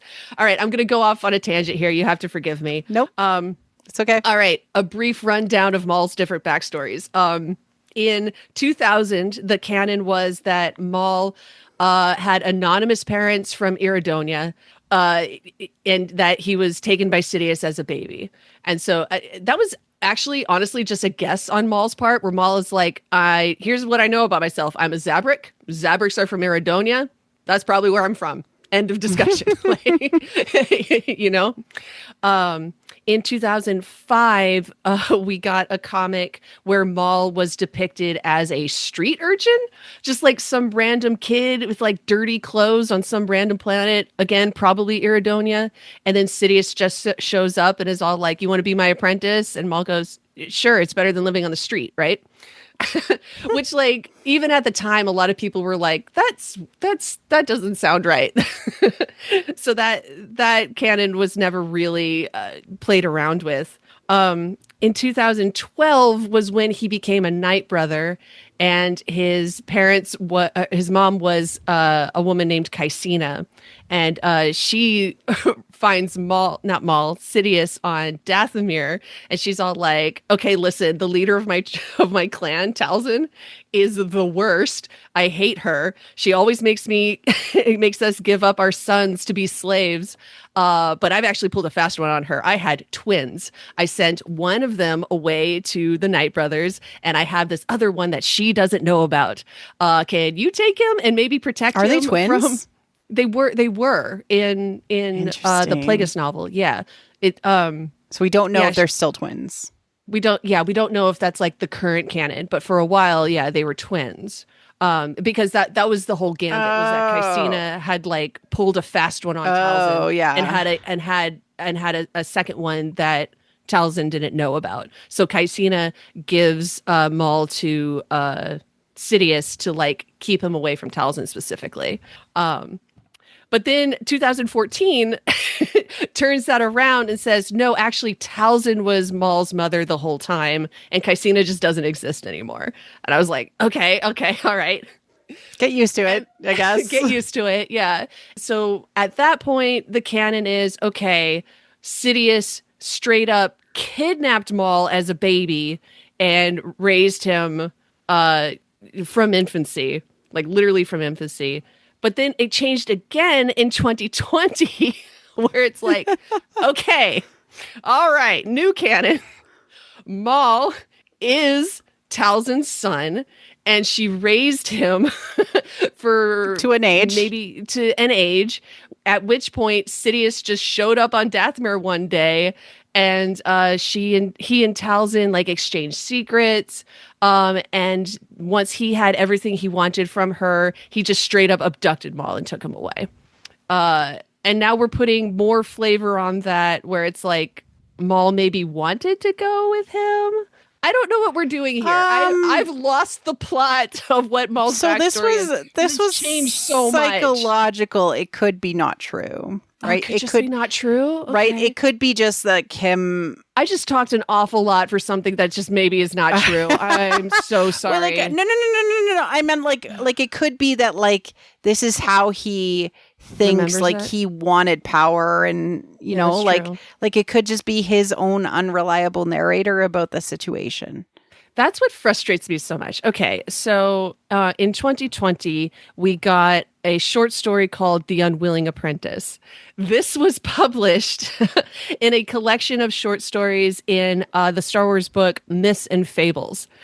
But if you wanted to read the Maul short story, you specifically had to buy Myths and Fables at Galaxy's Edge in one of the Disney theme parks. What? So, like, I don't blame if a lot of people don't know this story, because, like, how inaccessible is that you can only get it by visiting a Disney theme park? Okay. And in The Unwilling Apprentice, we get this, like, again, unreliable narrator. This book is called Myth and Legends because it's things that maybe did or did not happen in Star Wars, right? And so the story about Maul is like he and Savage are born to Mother Talzin, but instead of sending them to live with the other Night Brothers, she's actually very precious about them and keeps them. And it's actually described as like a very loving household where she like is eager to show them magic. She's eager to raise them up. And then one day Sidious shows up and he's all like, what are you doing? Why are you breaking tradition having these young boys in your house? If you want to trade secrets with me, you have to send these boys away. And so then Maul and Savage are actually like separated. And it gets very Cinderella very quickly because Maul goes into a household where the Night Brother there, the man of the house, is really cruel to him. And Maul gets two wicked stepbrothers who are mean to him all the time. Like the dad is super nice to his own two sons, and super mean to Maul. And then they hear about like, oh, there's going to be a tournament, like a display of power. All of the Night Brothers are gonna, go to this tournament and show off how cool and special we are. And Maul, you're not allowed to go. You shan't go to the ball. It's very Cinderella. Go to the tournament. You shan't go to the tournament. They lock him in his room and wear your glass pumps. Right? No Chanel boots for you. They lock him in his room. Oh man. And they all go to the tournament and Maul just gets like so mad about this he blows the door off of his room like force powers, and he stomps his way over to the tournament and he just kills everybody.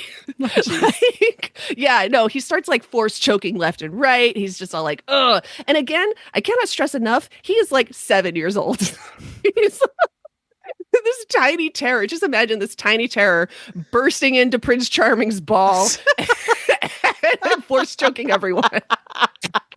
Mary Claire, I said I was going to yap for 5 hours. I'm so sorry. It's okay. Okay. Sidious, of course, is at this tournament, witnesses Maul being a tiny terror, and goes, I want that one. That one is mine. That one's mine. And Talzin's like, wait, no, you can't. That one's mine, actually. And he's all like, but you already gave him up. What's the big deal? And Talzin says, okay, fine, he can go. So I think this is the canon we're working with, where Sidious saw Maul at some tournament and went, I want that one. And, Savage was like, wait, they're going to take my brother away? No, don't take my brother away. Yeah. And Maul was like, I don't want to be here. Like my stepbrother's mean to me and Mom fully gave me up. So I'm just going to go. Yeah. Like, yeah. Which is wild. That it's funny how much Palpatine represents the patriarchy in Star Wars. That too. Yeah. No, seriously. Like, yeah.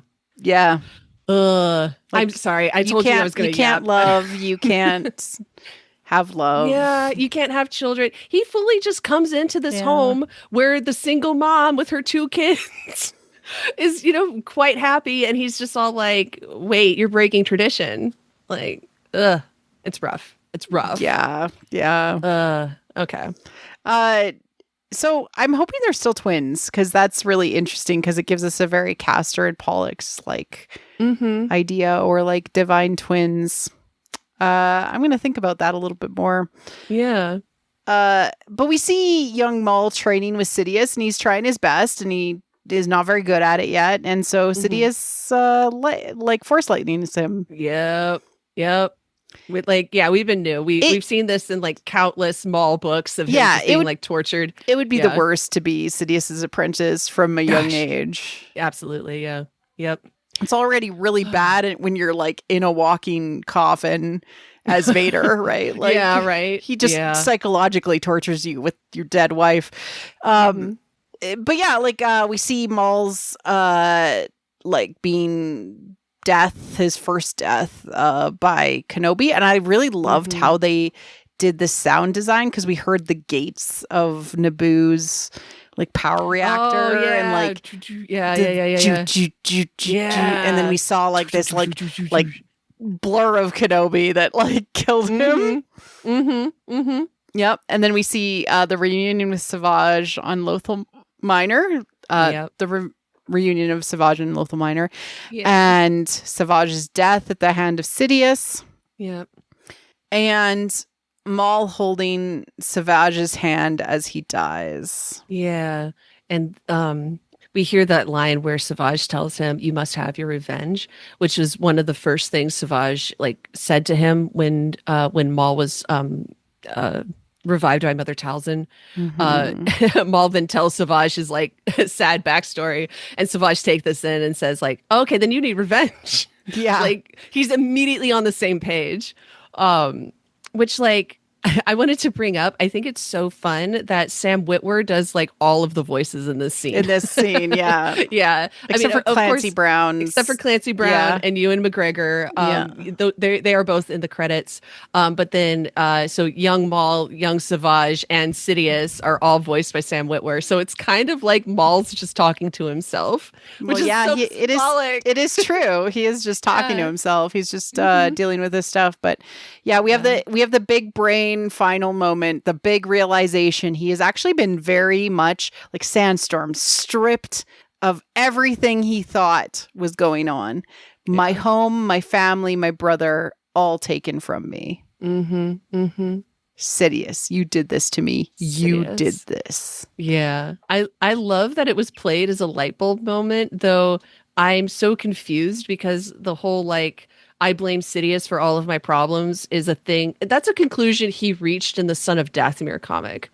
Though again, I guess we're trying to get everybody on the same page. We're truly trying to get the whole audience on the same page. Yeah, and I also think that this like all of him actually facing all of his trauma. So when I was talking about the trauma done to the in early childhood, especially to the inner child, when you basically split off aspects of yourself and sort of don't even think about the trauma that you experienced before. Like, yes, obviously he's going after Palpatine for the fact that he is trying to destroy the galaxy. And Maul's like, I live in the galaxy. I don't want the galaxy destroyed.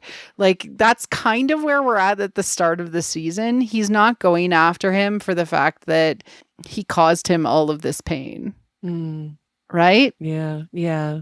We don't get that impression at the start of the show, but this is his lowest point. Like he's peeled away all of these things that he was. Like he was this apprentice. He was a brother. He had a family. He had all of these things. What remains now? Yeah.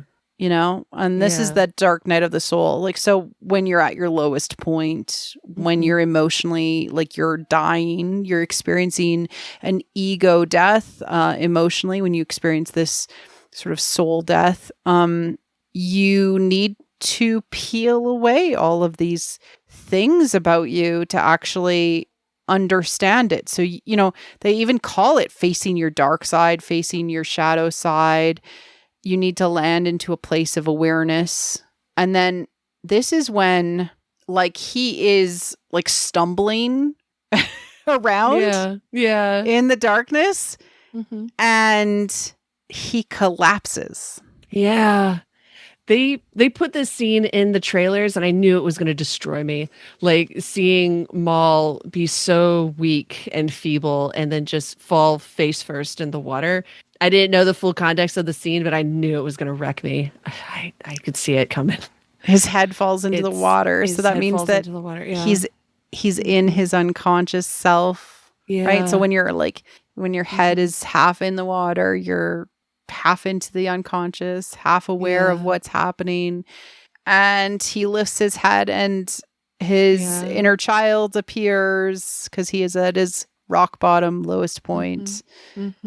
And and the kid says there's like a whimpering, like he's kind of whimpering and like sniffling. He's like sniffling, like he's crying. Like I could just imagine him alone in his room after training with Sidious and just crying his eyes out.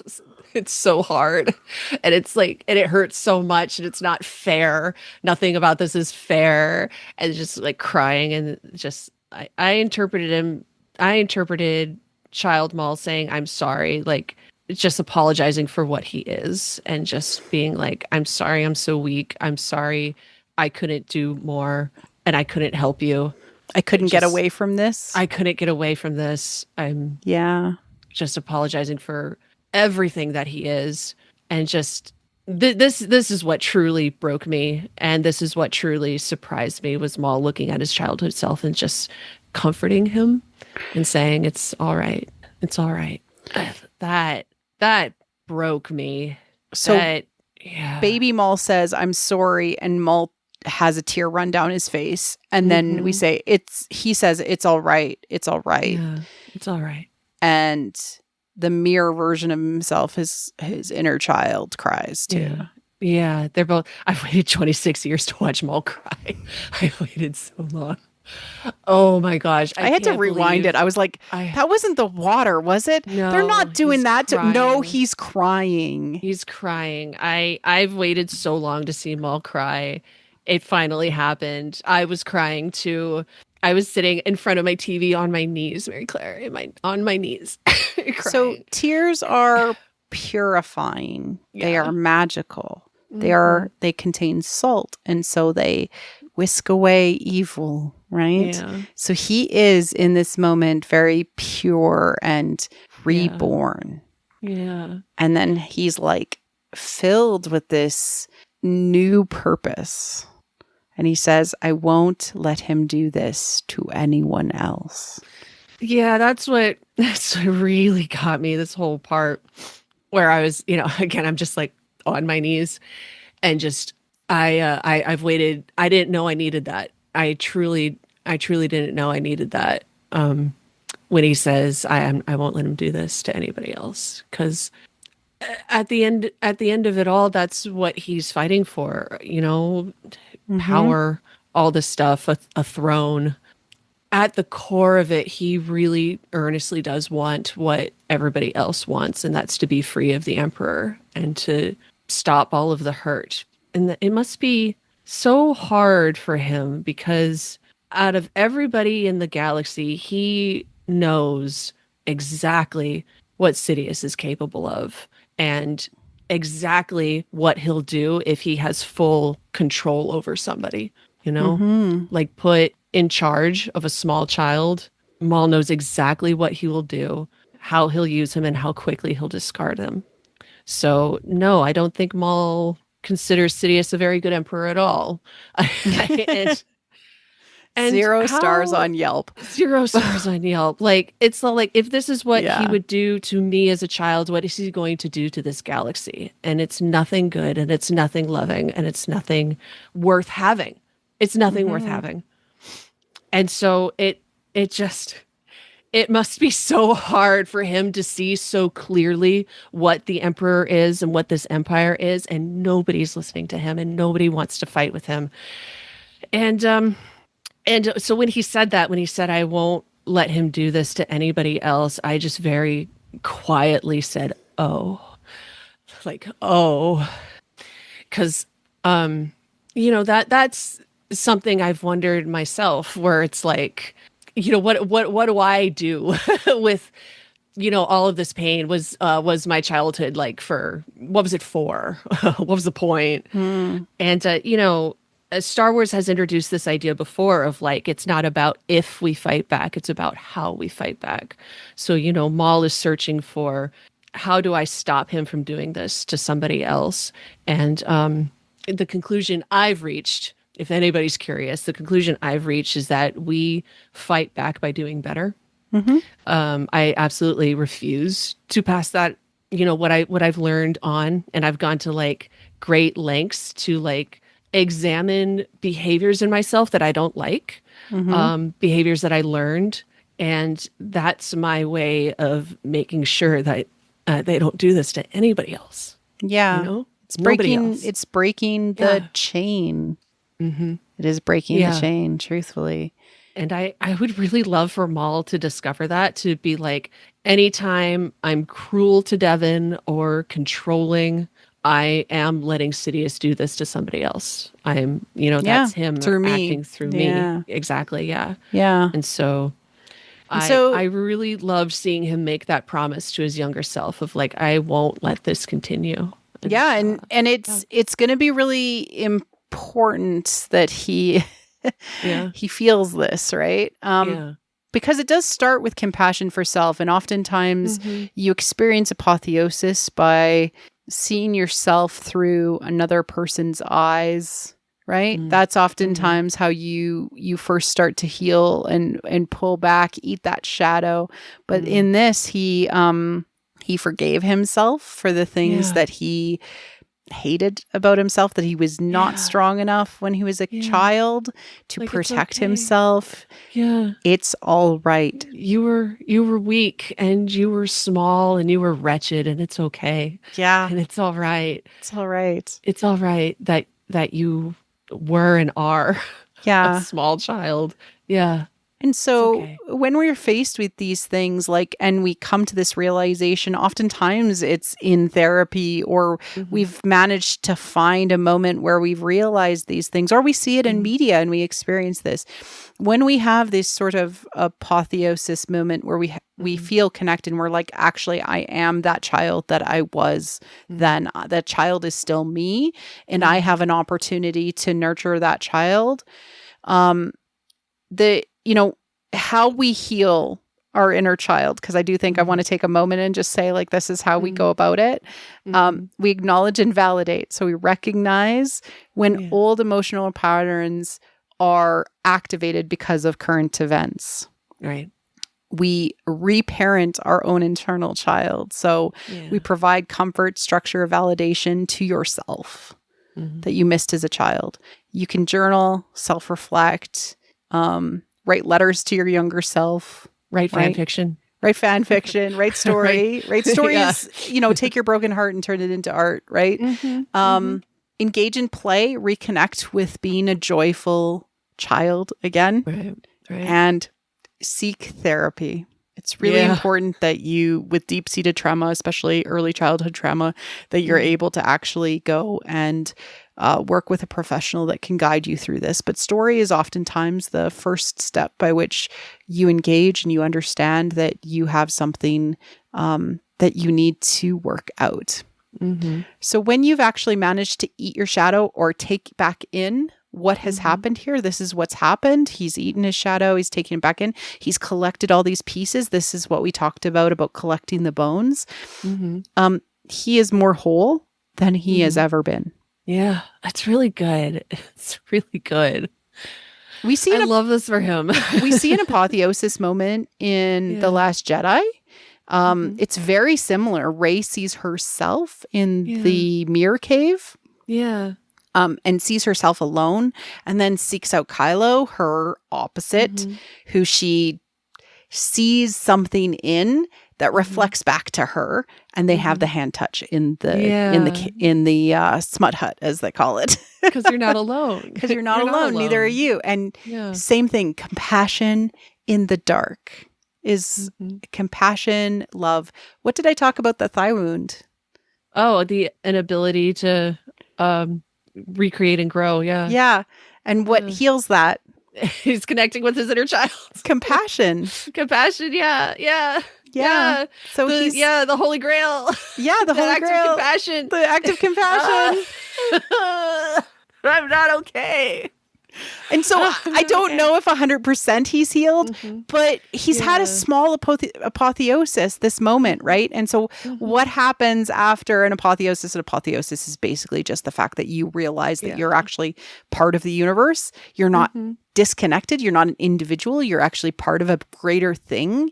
And it happens when you reconnect the pieces of yourself, because you're actually feeling whole, and you're feeling part of the whole. The whole universe, the whole world, all of these things. You're not disconnected from the system. You're part of the force. You're filled with miraculous energy. Yeah. Because when you eat your shadow, when you project it out there, it takes effort to do that. It takes effort to deny your inner child. It takes effort to not face the fact that you've been hurt and wounded for so long. So when you're actually able to face those things and come to terms with them and bring them back into yourself, you're actually given that energy back, and it can become part of you. And for me, if Maul becomes playful, sure. Yeah. I don't know what that looks like. Sure. Yeah. Well, like, I just imagine him training with Devin. Like they have their lightsabers out, but they're not trying to kill each other. He's just like genuinely showing her sick backflips. And then he just smiles. I think that would be playful Maul. Do you know what I mean? Like, yeah. Or like, like teasing her. Sure. Gosh, yeah. Like, I don't know what this is going to look like, but this is the most balanced Maul we've ever had. Yeah. What? Yeah. Although I do say, like, if we talk about the hero's journey, it's at the lowest point that you experience the apotheosis. Sometimes you refuse to leave the underworld. The refusal to return is often a thing. Yeah. So he could get stuck again. Yeah. But wait a second. Where does he end up at the end of this episode? Oh my gosh, he ends up like lifted above the like truly you belong with here with us amongst the clouds. Like, yeah, he's lifted up. He's in the sky, in the sunshine. He's in the sunshine. I mean, it is a sunset, but still, I'll take it. Well, we were like, what if he's in the sun? What if he's in the sun? Oh my gosh, he fully climbed out of the underworld into the sun. Oh my gosh, yeah. Yep. And so he is reunited with his team. There's all these doubts that he would return.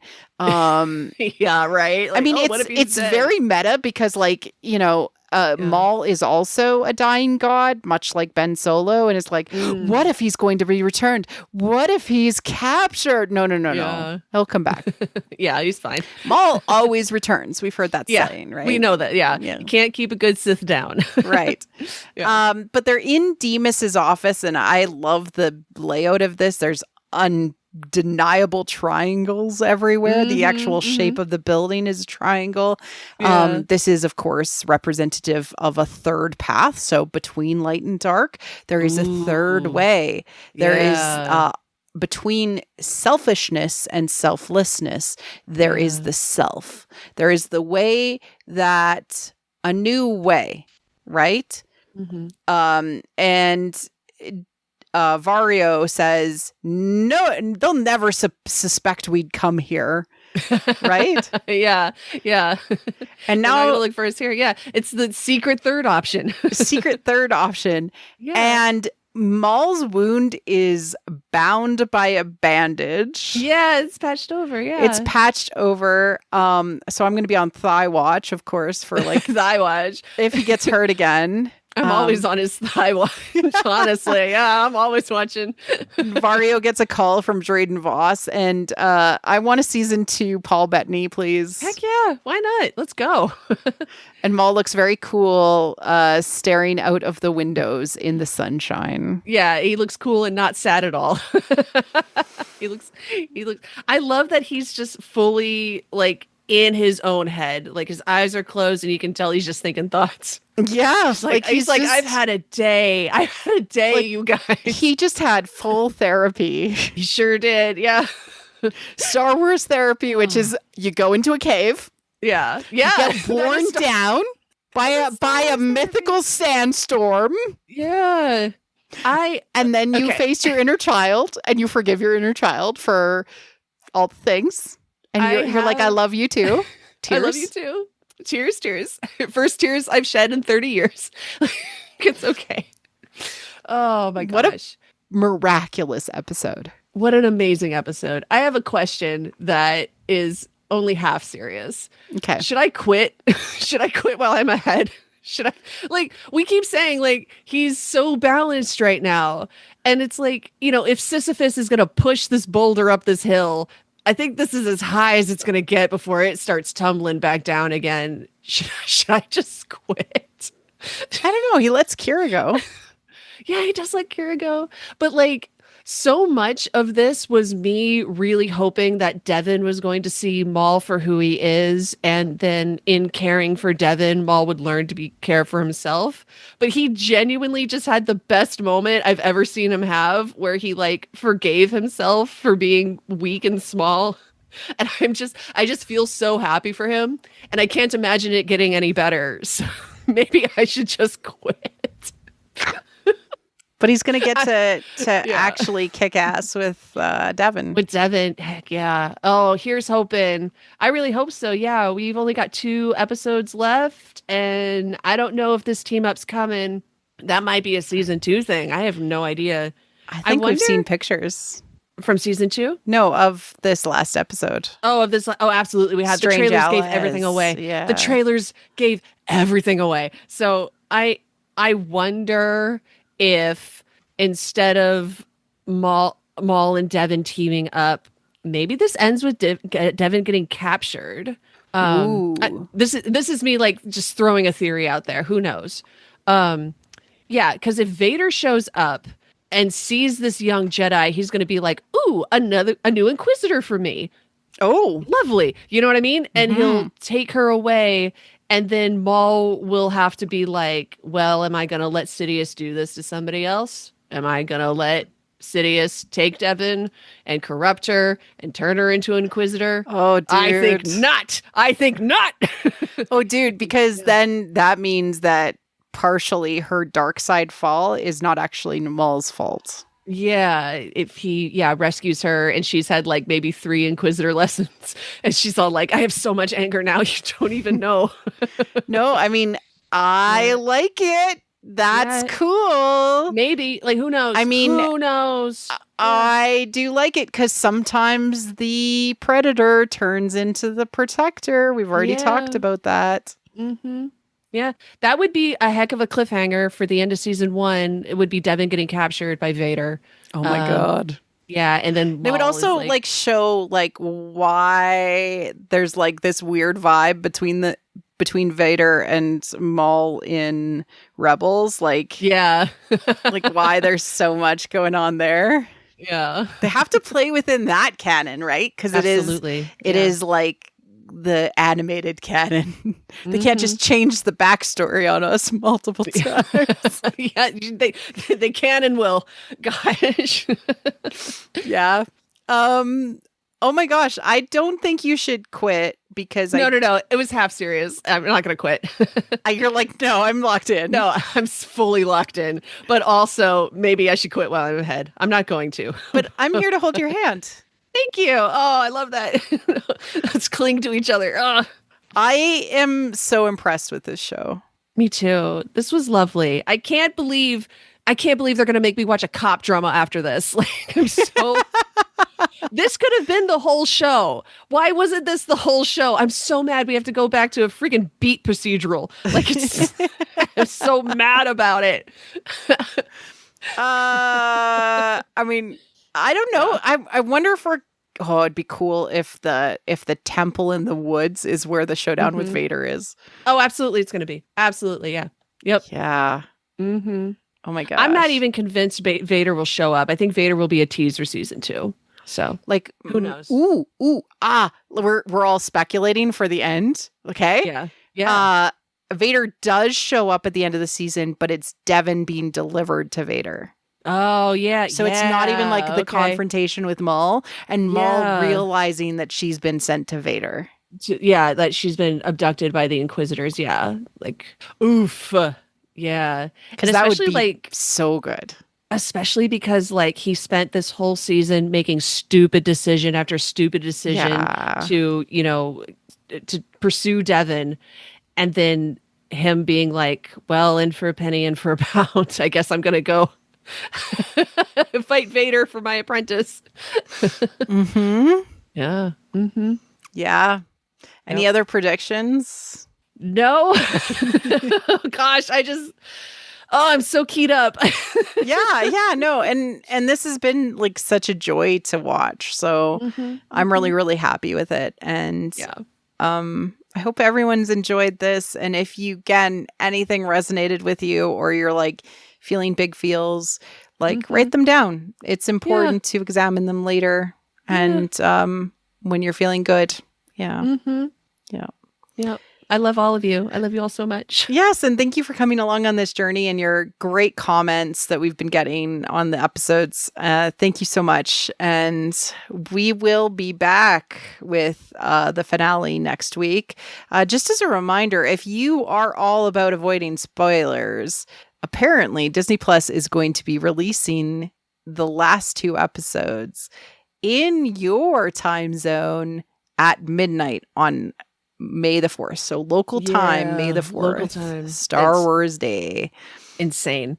Which Insane. means stay off the internet if you haven't had an opportunity to watch it, because it will be everywhere, because local time Australia. Yeah. It'll have come out way an entire day before Katie gets to see it. Yeah. Oof. Yes. Thank you, everyone, for listening. Katie, where can people find you if they want to hear you scream about Maul? You guys can find me on Blue Sky at Poe Hot Dameron. I am also on Blue Sky at Marie C. Gould. Thank you, everyone, for listening, and we will be back with the finale next week. Cheers. Thank you for listening to What the Force. I'm Marie-Claire Gould, your host. Our orchestral music is by Christy Carew for What the Force. You can support the show directly on Patreon at patreon.com/whattheforce. We would like to thank all our patrons, especially those who love and are obsessed with What the Force: Christian R., Adrian, Sarah Joy, Scott, John, In Wild Space, Minky Moo, Derek C., How Rude, Christian Luca, Carly Ann, and Scott C. Support the show by wearing the Force with our merch. Like and subscribe on YouTube, or leave a 5-star review on iTunes or other pod apps. It helps people find the show. You can connect with us on Blue Sky at WT Force, What the Force Podcast on Facebook, or on our website at whattheforce.ca, or our Discord. Links are in the liner notes. Feel free to reach out and start a conversation. Cheers.